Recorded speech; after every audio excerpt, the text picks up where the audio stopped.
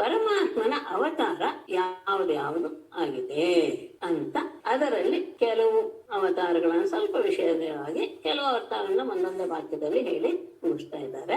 ರಾಜೋ ವಾಚ ಯಾನಿ ಯಾನೇಹ ಕರ್ಮಾಣಿ ಯೈರ್ಯೈಃ ಸ್ವಚ್ಛಂದ ಜನ್ಮಭಿಃ ಚಕ್ರೇ ಕರೋತಿ ಕರ್ತಾವ ಹರಿಸ್ತಾನಿ ಬ್ರುವಂತುನಃ. ಮೇಡಮ್, ಇಲ್ಲಿ ರಾಜೋ ವಾಚ ಅಂತ ಹೇಳೋದು ನಿಮೀನೆ. ನಿಮೆ ಹೌದು, ನಿಮೆ ಪರೀಕ್ಷಿತ ಅಲ್ಲ. ಸರಿ ನಿಮೆ. ಇದು ಅಷ್ಟೂನು ಇದು ಮುಗಿಯೋವರೆಗೂ ಏನು 9 ಜನ ಯೋಗೀಶ್ವರರು ಹೇಳೋವರೆಗೂ ಸಹ ಅವ್ರಿಗೆ ನಿಮೆಯ ಪ್ರಶ್ನೆನೆ. ಅದು ಮುಗಿದ್ಮೇಲೆ ನಾನು ಹೇಳ್ತೇನೆ ಮುಗೀತು ಅಂತ. ಹರಿಹಿ ಇಹ ಯೈಹಿ ಸ್ವಚ್ಛಂದ ಜನ್ಮಭಿಃ ಯಾನಿ ಯಾನಿ ಕರ್ಮಾಣಿ ಚಕ್ರೇ ಕರೋತಿ ಕರ್ತಾವ ತಾನಿ ನಹ ಬ್ರುವಂತು.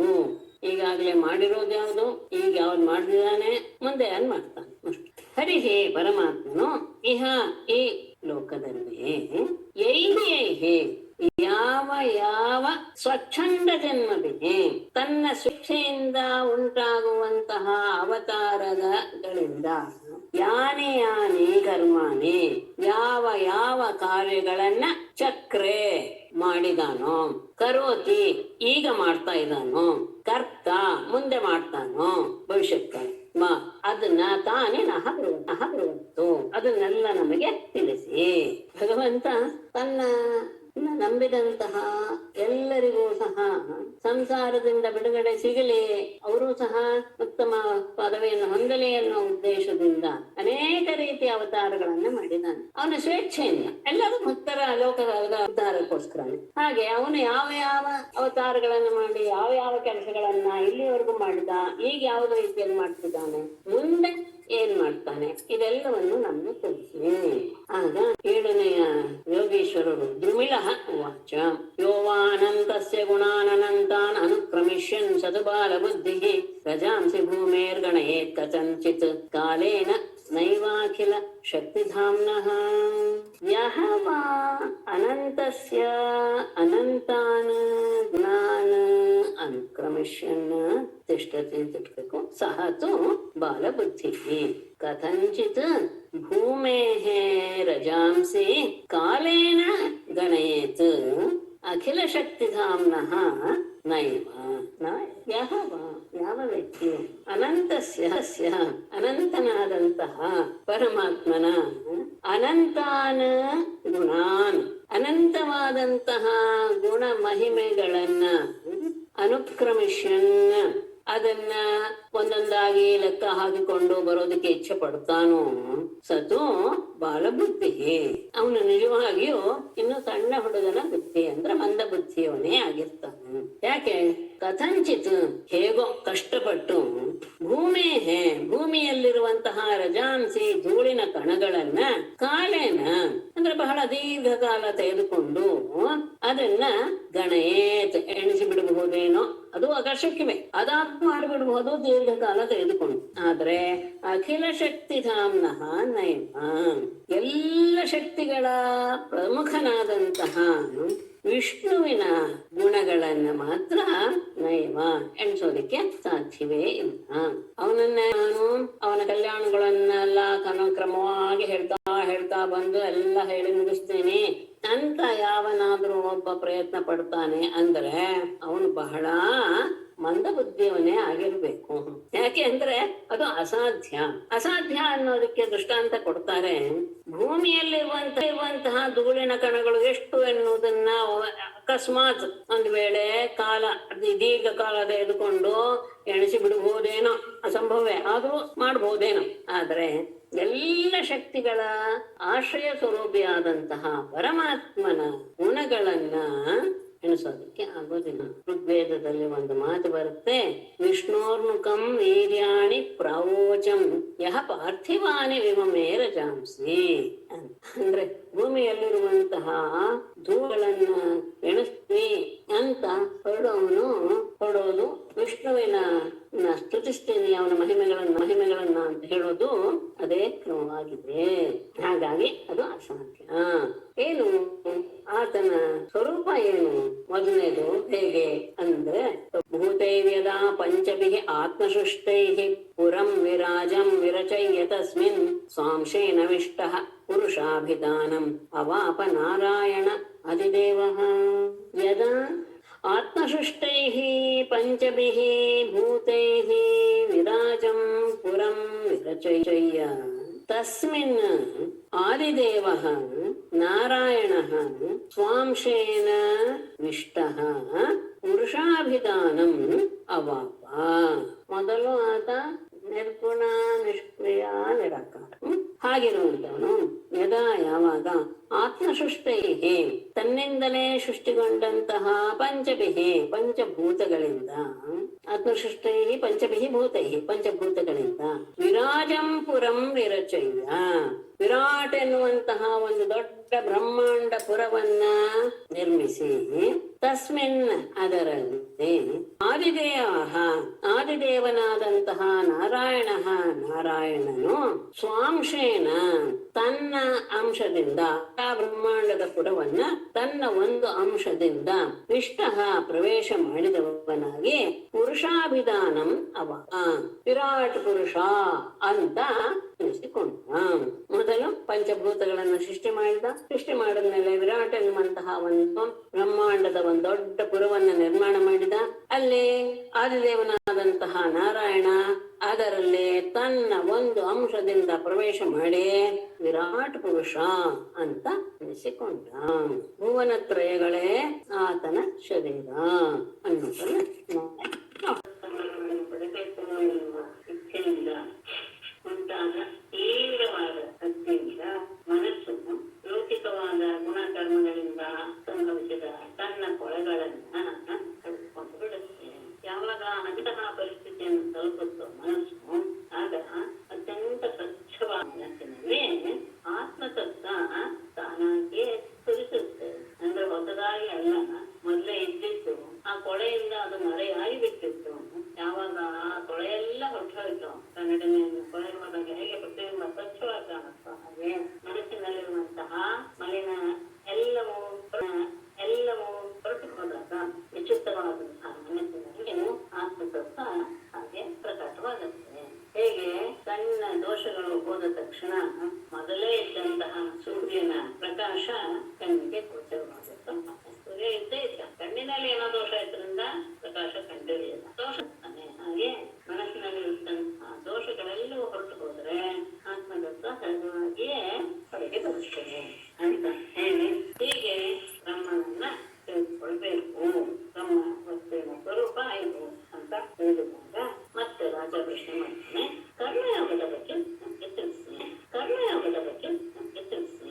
ನಾಲ್ಕನೇ ಪ್ರಶ್ನೆ, ಯಾವ ಕರ್ಮಯೋಗ ಅಂದ್ರೆ ಯೋಗ ಅಂತ ಹೇಳಿದ ತಕ್ಷಣ ಎಲ್ಲ ಕಡೆ ಯೋಗ ಶಬ್ದಕ್ಕೆ ಆತ್ಮ ಪರಮಾತ್ಮರ ಮೇಲನ ಅಂದ್ರೆ ಹೇಳಿದ ಹಾಗೆ ಒಂದೇನೆ, ಅದು ಜೀವಿಯಾಗಿ ಇದ್ದದ್ದು ಆತ್ಮನಾಗಬೇಕು ಅಂತ.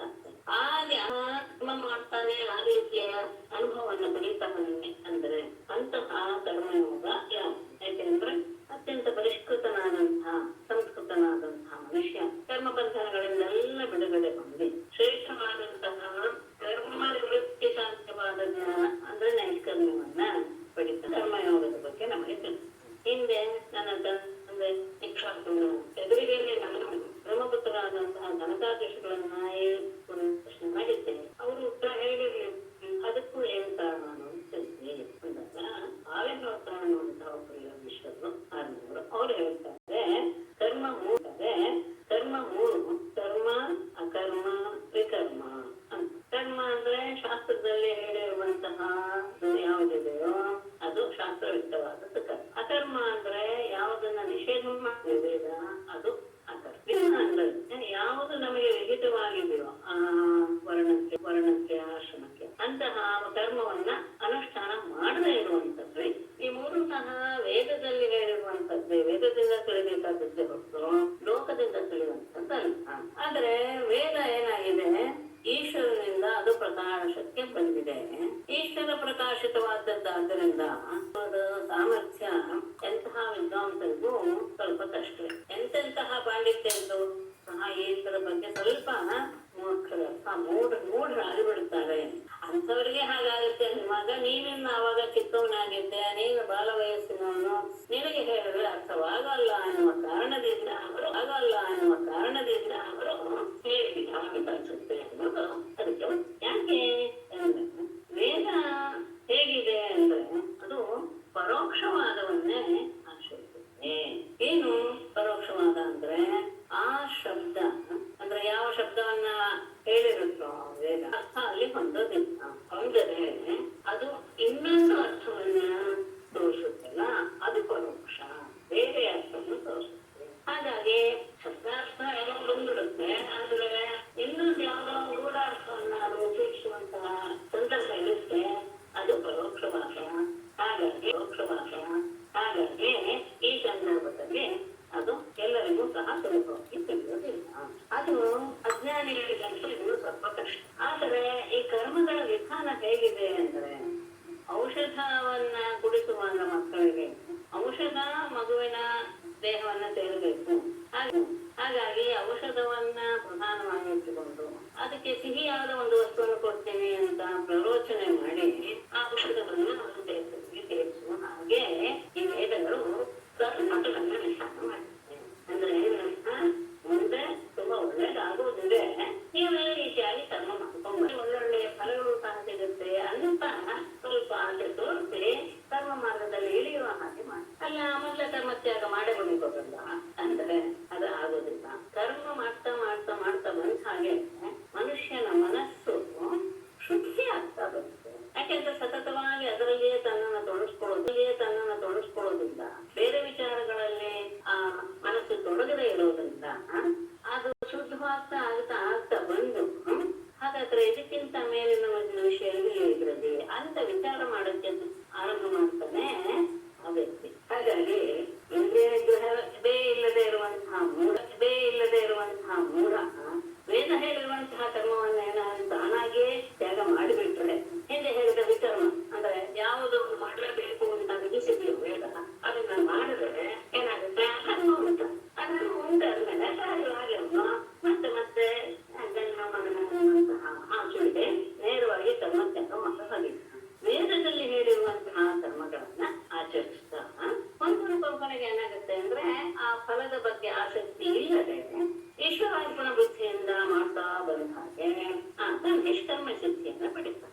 ಅಲ್ಲ ವೇದದಲ್ಲಿ ಕರ್ಮದಿಂದ ಫಲ ಆಗುತ್ತೆ ಅಂತೆಲ್ಲ ಹೇಳಿದೆ, ಅದು ಹೇಗೆ ಅದು ಫಲ ಸಿಗಲ್ವೇ ಅಂದ್ರೆ ಸಿಗುತ್ತೆ, ಇಲ್ಲ ಅಂತ ಇಲ್ಲ. ಅಂದ್ರೆ ಆ ಫಲ ಹೇಳಿರೋದು ಯಾವುದಕ್ಕೆ ಅಂದ್ರೆ ನಿಮ್ಮನ್ನ ಆ ಕರ್ಮದಲ್ಲಿ ತೊಡಗಿಸಬೇಕು ಎನ್ನುವಂತಹ ಪ್ರರೋಚನೆ.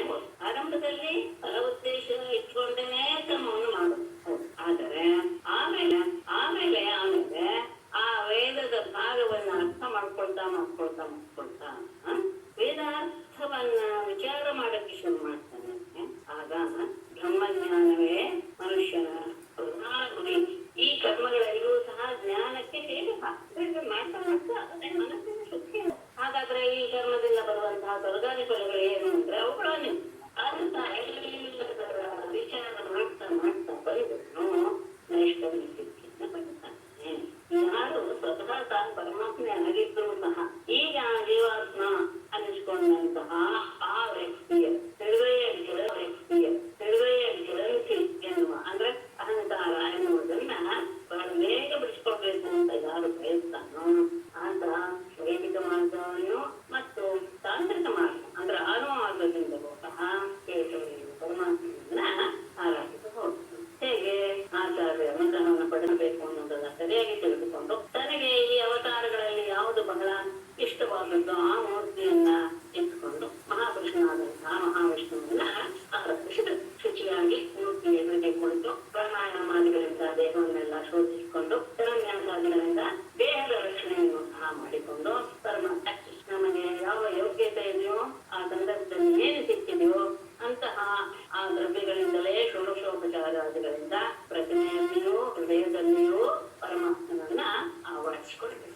ಆಮೇಲೆ ಪುಷ್ಪಾದಿ ದ್ರವ್ಯಗಳನ್ನ, ಭೂಮಿಯನ್ನ, ಕಣ್ಣನ್ನ, ಮೂರ್ತಿಯನ್ನ ಎಲ್ಲವನ್ನೂ ಸಹ ಶೋಧನಾದಿಗಳಿಂದ ಪೂಜೆಗೆ ಯೋಗ್ಯವಾದದ್ದನ್ನಾಗಿ ಮಾಡಿಕೊಂಡು ಆಸನವನ್ನು ಸಹ ಪ್ರೋಕ್ಷಿಸಿಕೊಂಡು ಆಮೇಲೆ ಪಾದ್ಯಾದಿಗಳಿಗೆ ಯಾವ ಪಾತ್ರಗಳು ಬೇಕೋ ಅದನ್ನೆಲ್ಲ ಸಿದ್ಧ ಮಾಡಿಟ್ಕೊಂಡು ಮತ್ತೆ ಹೃದಯದಲ್ಲಿ ಪೂಜಿತನಾದಂತಹ ದೇವನನ್ನ ಪ್ರತಿಮೆಯಲ್ಲಿ ಆವಾಹನೆ ಮಾಡಿ ಅಂದ್ರೆ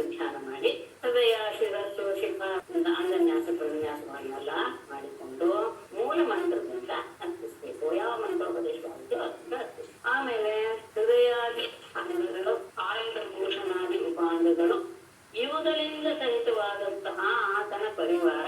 ಆ ಪರಿವಾರ ಸಮೇತವಾದ ಮೂರ್ತಿಯನ್ನ ಪಾದ್ಯ ಪಾದ್ಯ ಅರ್ಘ್ಯ ಆಚಮನೀಯ ಇವುಗಳಿಂದಲ ಮತ್ತು ಸ್ನಾನ ವಸ್ತ್ರ ಅಲಂಕಾರ ವಸ್ತುಗಳಿಂದ ಅಲಂಕಾರಗಳಿಂದಲೂ ಗಂಧಮಾಲ್ಯ ಅಕ್ಷತ ಪುಷ್ಪಮಾಲೆಗಳಿಂದಲೂ ಧೂಪದೀಪ ನೈವೇದ್ಯಗಳಿಂದಲೂ ಆ ಸಂದರ್ಭಕ್ಕೆ ಬೇಕಾದಂತಹ ಆ ದೇವತೆಗೆ ಉಚಿತವಾದಂತಹ ಮಂತ್ರಗಳಿಂದ ಶಾಸ್ತ್ರೋಕ್ತವಾಗಿ ಪೂಜೆ ಮಾಡಿ ಸ್ತೋತ್ರಗಳಿಂದ ಸ್ತುತಿ ಮತ್ತೆ ಅದಾದ್ಮೇಲೆ ತಾನು ದೇವತಾ ಸ್ವರೂಪನೇ ಅಂತ ಭಾವಿಸಿ ಹರಿಯ ಮೂರ್ತಿಸಿ ಬಳಿಕ ಆ ನಿರ್ಮಾಲ್ಯವನ್ನ ಪ್ರಸಾದವನ್ನ ತಿರಸ್ಕರಿಸಿ ಕಳಿಸಿ ತನ್ನಿಂದ ಪೂಜೆಗೊಳ್ಳಲ್ಪಟ್ಟಂತಹ ಭಗವಂತನು ಮತ್ತೆ ಅದನ್ನು ಹೃದಯದಲ್ಲಿ ಸ್ಥಾಪಿಸಿಕೊಂಡು ಈ ರೀತಿಯಾಗಿ ಅಗ್ನಿ ಸೂರ್ಯ ಜನ ಮಂತ್ರಗಳಲ್ಲಿ ಅತಿಥಿಯಲ್ಲಿ ಮತ್ತೆ ವೇದದಲ್ಲಿ ಯಾರು ಆತ್ಮನಾದಂತಹ ಈಶ್ವರನನ್ನ ಅರ್ಚನೆ ಮಾಡ್ತಾನೋ ಆಗ ಶೀಘ್ರವಾಗಿ ಮುಕ್ತನಾಗಿ ಬಿಡ್ತಾನೆ ಅಂತ ಹೇಳ್ತಾನೆ ಅಂತ ಹೇಳಿ ಕೃಷ್ಣನ ಕರ್ಮಯೋಗದ ವಿಷಯವನ್ನ ಪರಿಪೂರ್ಣವಾದದ್ದು ವೈದಿಕ ಮಾತ್ರ ತಾಂತ್ರಿಕ ಮಾತ್ರ. ಈಗ 7ನೇ ಪ್ರಶ್ನೆ ನಿಮೇರಾಜಕ್ಕೆ ಯಾವ ಯಾವ ಕರ್ಮಗಳನ್ನ ತನಗೆ ಬೇಕಾದಂತಹ ರೀತಿಯಲ್ಲಿ ಅವತಾರವನ್ನು ತಾಳದಂತಹ ಪರಮಾತ್ಮ ಹಿಂದೆ ಮಾಡಿದಂತಹ ಪರಮಾತ್ಮ ಹಿಂದೆ ಮಾಡಿದ ಈಗ ಮಾಡ್ತಾ ಇದ್ದಾನೆ ಅವನಿಗೆ ಯಾವ್ದು ಯಾವ್ದನ್ನು ಮಾಡ್ತಾನೆ ಯಾವ್ದು ಮಾಡಿದಾನೆ ಯಾವ್ದು ಮಾಡಿದ ಈಗ ಅವನು ಯಾವುದು ಇದ್ದಾನೆ ಇತ್ಯಾದಿ ಎಲ್ಲವನ್ನು ಸಹ ನಮಗೆ ತಿಳಿಸಿ ಅಂತ ಹೇಳಿದಾಗ ಯಾಕೆ ಈ ಪ್ರಶ್ನೆ ಬಂತು ಅನ್ನೋದಕ್ಕೆ ತಗೋತಾರೆ. ಹಿಂದೆ ಬಂತು ಅಭಿಮತೆಯ ಮೂರ್ತಿಯ ಅಂತ ಇಷ್ಟವಾಗುತ್ತೋ ಆ ಮೂರ್ತಿಯನ್ನ ಇರಿಸಿಕೊಂಡು ಪೂಜೆ ಮಾಡಬೇಕು ಅಂತ. ಹಾಗಾದ್ರೆ ಆತ ಎಷ್ಟು ಅವತಾರ ತಾಳಿದ, ಯಾವ್ಯಾವ ಅವತಾರದ ಯಾವ್ಯಾವ ರೂಪ ಇತ್ಯಾದಿಗಳೆಲ್ಲವೂ ಸಹ ಬೇಕಾದ್ರಿಂದ ಈ ಪ್ರಶ್ನೆ ಬರುತ್ತೆ.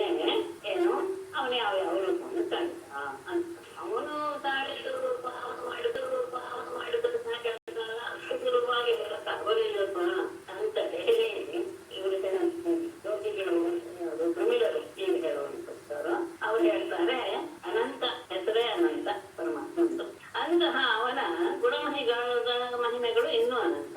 ಅದನ್ನ ಎಣಿಸೋದಕ್ಕೆ ಅಸಾಧ್ಯ ಅಸಂಭವನೂ ಸಹ.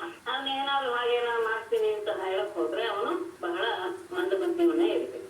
ಅಕಸ್ಮಾತ್ ಭೂಮಿ ಮೇಲಿರುವ ಧೂಳುಗಳ ಲೆಕ್ಕವನ್ನಾದ್ರೂ ಅನೇಕ ಕಾಲಗಳನ್ನ ತೆಗೆದುಕೊಂಡು ಅದನ್ನು ಎಣಿಸಿಬಿಡ್ಬೋದೇನೋ, ಅದು ಅಸಂಭವ. ಅದು ಅಕಸ್ಮಾತ್ ಆಗಿ ಬಿಡಬಹುದೇನೋ. ಆದರೆ ಅನೇಕ ಶಕ್ತಿಗಳ ಪ್ರಧಾನ ಸ್ಥಾನನಾದಂತಹ ಪರಮಾತ್ಮನ ಗುಣಗಳನ್ನ ವರ್ಣಿಸೋದಕ್ಕೆ ಆಗುವುದಿಲ್ಲ ಅಂತ ಹೇಳಿ ಮೊದಲು ಆತನ ಪ್ರಧಾನ ವಿರಾಟ್ ಪುರುಷನ ಅವತಾರವನ್ನ ಹೇಳ್ತಾರೆ. ಪರಮಾತ್ಮ ತಾನೇ ಸೃಷ್ಟಿಸಿದಂತಹ ಮಾಯೆಯಿಂದ ಪಂಚಭೂತಗಳಿಂದ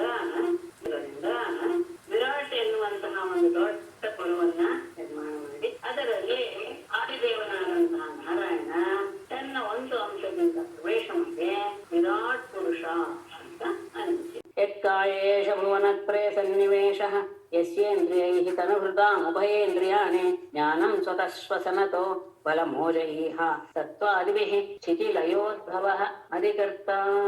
ಆತ ಮಾಡಿದಂತಹ ಮೊದಲು ಈ ಬ್ರಹ್ಮಾಂಡಪುರ ನಿರ್ಮಾಣ ಮಾಡಿತು. ಅವನೇ ಕೊನೆ ವಿರಾಟ್ ಪುರುಷ ಅಂತ ಅನ್ಸ್ಕೊಂಡ. ಅವನ ಶರೀರ ಯಾವುದು ಅಂತ ಹೇಳಿದ್ರೆ ಯತ್ಕಾಯ ಏಷಃ ಭುವನತ್ರಯ ಸನ್ನಿವೇಶಃ ಯಸ್ಯ ಇಂದ್ರಿಯೈಃ ತನುಭೂತಾಂ ಉಭಯೇಂದ್ರಿಯಾಣಿ ಸ್ವತಃ ಜ್ಞಾನಂ ಶ್ವಸನತಃ ಬಲಂ ಓಜಃ ಇಹ ಸತ್ವಾದಿಭಿಃ ಸ್ಥಿತಿಲಯೋದ್ಭವಃ ಆದಿಕರ್ತ. ಯತ್ಕಾಯ ಯಾವ ಅವನ ಶರೀರ ಅಂದ್ರೆ ಯಾವುದವನ ಶರೀರ ಅಂದ್ರೆ ಏಷಃ ಭುವನತ್ರಯ ಸನ್ನಿವೇಶ. ಈ ಭುವನತ್ರಯಗಳೇ ಆ ವಿರಾಟ್ ಪುರುಷನ ಶರೀರ. ಈ ಮೂರು ಆತನ ಶರೀರ. ಯಸ್ಯ ಇಂದ್ರಿಯೈಹಿ ಯಾವ ಆತನ ಇಂದ್ರಿಯಗಳಿಂದ ತನುಭೃತ ಶರೀರವನ್ನು ಧರಿಸಿರುವಂತಹ ಜೀವಿಗಳ ಉಭಯ ಇಂದ್ರಿಯಾಣಿ ಎರಡೂ ರೀತಿಯ ಇಂದ್ರಿಯಗಳು ಕೆಲಸ ಮಾಡುತ್ತೆ. ಜ್ಞಾನೇಂದ್ರಿಯ ಮತ್ತು ಕರ್ಮೇಂದ್ರಿಯಗಳು ಆತನ ಇಂದ್ರಿಯಗಳಿಂದಲೇ ಇಲ್ಲಿ ಕೆಲಸಕ್ಕೆ ತೊಡಗುತ್ತೇವೆ. ಅಷ್ಟೇ ಅಲ್ಲ, ಸ್ವತಃ ಜ್ಞಾನ ಆತನ ಇರುವಿಕೆಯಿಂದಲೇ ಅವನಿಂದಲೇ ಪ್ರಾಣಿಗಳಲ್ಲಿ ಜ್ಞಾನ ಶಕ್ತಿ ಎನ್ನುವುದು ಉಂಟಾಗುತ್ತೆ. ಆತನ ಇರುವಿಕೆ ದೇಹದಲ್ಲಿ ಇದನ್ನು ಅವನ ಇರುವಿಕೆಯಿಂದಲೇ ಶರೀರದಲ್ಲಿ ಪ್ರಾಣಿಗಳಲ್ಲಿ ಜ್ಞಾನವು ಉತ್ಪನ್ನವಾಗುತ್ತೆ. ಆಗಿದೆ. ಶ್ವಸನತಃ ಆತನ ಪ್ರಾಣವಾಯುವಿನಿಂದ ಬಲಂ ದೇಹಶಕ್ತಿ, ಓಜಃ ಇಂದ್ರಿಯ ಶಕ್ತಿ, ಈಹ ಕ್ರಿಯಾಶಕ್ತಿ ಇವುಗಳು ಹಾಗೇನೆ ಸತ್ವಾದಿಗೆ ಸತ್ವರಜಸ್ತಮೋ ಗುಣಗಳಿಂದ ಈ ವಿಶ್ವದ ಸ್ಥಿತಿ ಲಯ ಹುಟ್ಟು ಇವೆಲ್ಲವೂ ಸಹ ಆಗುತ್ತೆ. ಅವನು ಆದಿಕರ್ತ, ಅವನೇ ಮೊದಲನೆಯ, ಅಂದ್ರೆ ಇಷ್ಟು ಮಾಡೋದು ಅವನಿಂದ ಆಗುವ ಮೊದಲನೆಯ ಕರ್ತನಿಂದ ಆಗುವಂತಹ ಕೆಲಸ. ಯಾವಾಗ ಬ್ರಹ್ಮಾಂಡದ ರೂಪದಲ್ಲಿ ರೂಪದಲ್ಲಿರುವಂತಹ ಶರೀರವನ್ನು ಅವನ ಇಂದ್ರಿಯಗಳಿಂದಲೇ ಎಲ್ಲ ಜೀವಿಗಳ ಇಂದ್ರಿಯಗಳು ಸಹ ಕೆಲಸ ಮಾಡಕ್ಕೆ ತೋರ್ಕೊಳ್ತವೆ. ಅಷ್ಟೇ ಅಲ್ಲ, ಅವನ ಇದ್ದಿದ್ದರಿಂದಲೇ ಅವರ ಜ್ಞಾನ ಎನ್ನುವುದು ಉತ್ಪತ್ತಿಯಾಗುತ್ತೆ. ಮತ್ತೆ ಆತನ ಪ್ರಾಣಪಾತ್ರದಿಂದಲೇ ದೇಹ ಶಕ್ತಿ, ಇಂದ್ರಿಯ ಶಕ್ತಿ, ಕ್ರಿಯಾಶಕ್ತಿ ಹುಟ್ಟುಕೊಳ್ಳುತ್ತೆ. ಮತ್ತೆ ತತ್ವಜಸ್ತಮೋ ಗುಣಗಳಿಂದ ವಿಶ್ವದ ಸ್ಥಿತಿ ಲಯ ಉತ್ಪತ್ತಿಗಳನ್ನು ಮಾಡುವಂತಹ ಅವನು ಆದಿಕರ್ತ, ಮೊದಲನೇ ಕರ್ತ. ಆದಿಕರ್ತ ಅಂತ ಹೇಳಿದ್ರೆ ಮುಂದಿನ ಇದಕ್ಕೆ ಇನ್ನೊಬ್ಬರು ಕರ್ತರಿದ್ದಾರೆ. ಆ ಕರ್ತರು ಬೇರೆ ಅಲ್ಲ, ಇವನೇ ಆರೋಪವನ್ನು ತಾಳ್ತಾನೆ ಅಂತ ಮುಂದೆ ಬರ್ತಾನೆ.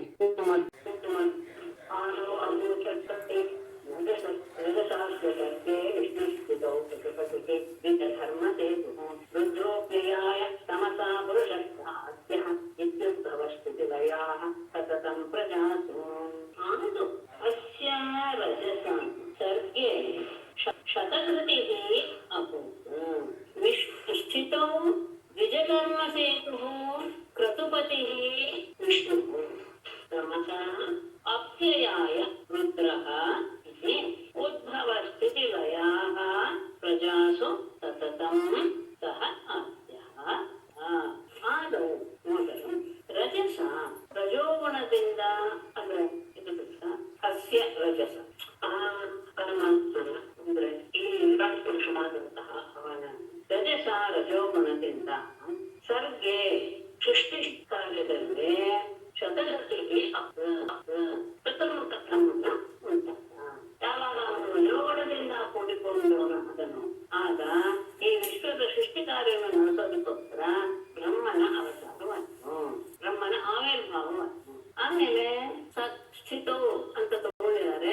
ಸ್ಥಿತವು ಅಂದ್ರೆ ಸತ್ವಗುಣ ಅನ್ನೋದನ್ನ ತಗೊಳ್ಬೇಕು. ಅವನನ್ನ ಆಶ್ರಯಿಸಿದಾಗ ಸ್ಥಿತವು ಪಾಲನೆಯಲ್ಲಿ ಯಾವುದು ದ್ವಿಜ ಧರ್ಮ ಸೇತು, ಬ್ರಾಹ್ಮಣರನ್ನ ಮತ್ತು ಧರ್ಮವನ್ನ ರಕ್ಷಣೆ ಮಾಡೋದಕ್ಕೋಸ್ಕರ ಕ್ರತುಪತಿಗೆ ಯಜ್ಞಗಳ ಒಡೆಯನಾದ ಅವನು ವಿಷ್ಣು ಅಂತ ಹಿಂದೆ ತಗೊಳ್ಬೇಕು.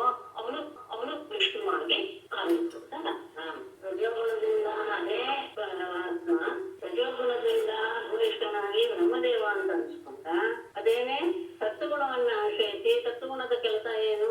ಬ್ರಾಹ್ಮಣರನ್ನ ತಾನೇ ನೇಮಿಸಿದಂತಹ ಧರ್ಮಗಳನ್ನೆಲ್ಲ ಕಾಪಾಡುವುದು, ಯಜ್ಞಗಳನ್ನ ಒಡೆಯಾಡುವುದು, ಇಂತಹ ಎಲ್ಲವನ್ನು ಮಾಡುವಂತಹ ಕೆಲಸದಲ್ಲಿ ಆತ ವಿಷ್ಣು ಅಂತ ಅನ್ಸ್ಕೊಂಡ. ಅದನ್ನೇ ತಮಸ ತಮೋಗುಣ ಭೂಯಿಷ್ಠನಾಗಿ ಅಪ್ಯಯಾಯ ಈ ಜಗತ್ತಿನ ನಾಶಕ್ಕೋಸ್ಕರ ರುದ್ರನಾಗಿ ಅವತಾರ ಮಾಡಿದ. ಈ ರೀತಿಯಾಗಿ ಅಂದ್ರೆ ಬ್ರಹ್ಮ ವಿಷ್ಣು ರುದ್ರರಿಂದ ಉದ್ಭವ ಸ್ಥಿತಿ ಲಯ, ಸೃಷ್ಟಿ ಸ್ಥಿತಿ ಮತ್ತು ಲಯಗಳು ಪ್ರಜಾಸು ಪ್ರಜೆಗಳಲ್ಲಿ ಯಾವಾಗಲೂ ಸಹ ಅಂದ್ರೆ ಪ್ರಜೆಗಳಿಂದ ಸತತವಾಗಿ ನಡೀತಾನೆ ಸಹ ಆದ್ಯ ಪುರುಷ, ಅವನೇ ಆದಿದತ್ತನಾದ ಪರಮೇಶ್ವರ. ಅಂದ್ರೆ ಇಲ್ಲಿ ಹೇಳಿರೋದು ಗಮನಿಸ್ಬೇಕು. ಮೂರ್ತಿಗಳು ಸಹ ಆದಿದತ್ತನ ಅವತಾರಗಳೇ ಅಂತ ಹೇಳಿರೋದು ಗಮನಿಸ್ಬೇಕು. ಅಂದ್ರೆ ವಿಷ್ಣುವಿಗೂ ಮೂಲಭೂತನಾದಂತಹ ಈಶ್ವರನನ್ನ ವಿಷ್ಣು ಅನಂತ ಅಚ್ಯುತ ನಾರಾಯಣ ಅನ್ನುವಂತಹ ಹೆಸರಿನಿಂದ ನಾವು ಕರೀತಿದ್ವಿ. ಅಂದ್ರೆ ಯಾವ್ದನ್ನ ನಾವು ಪರಬ್ರಹ್ಮ ವಸ್ತು ಅಂತ ಹೇಳ್ತೀವೋ ಅದನ್ನ ಈಶ್ವರ ಅಂತ ಇಟ್ಕೊಂಡು ಆಮೇಲೆ ಉಳಿದಲ್ಲಿಯೂ ಸಹ ಆತನ ಈ ರೀತಿಯಾಗಿ ಅಂತ ಹೇಳಿ ಮೊದಲು ನರನಾರಾಯಣರ ವಿಷಯವನ್ನ ನಾರಾಯಣೋ ನರ ಋಷಿ ಪ್ರವರ ಪ್ರಶಾಂತ ನೈಷ್ಕರ್ಮ್ಯ ಲಕ್ಷಣ ವಾಚ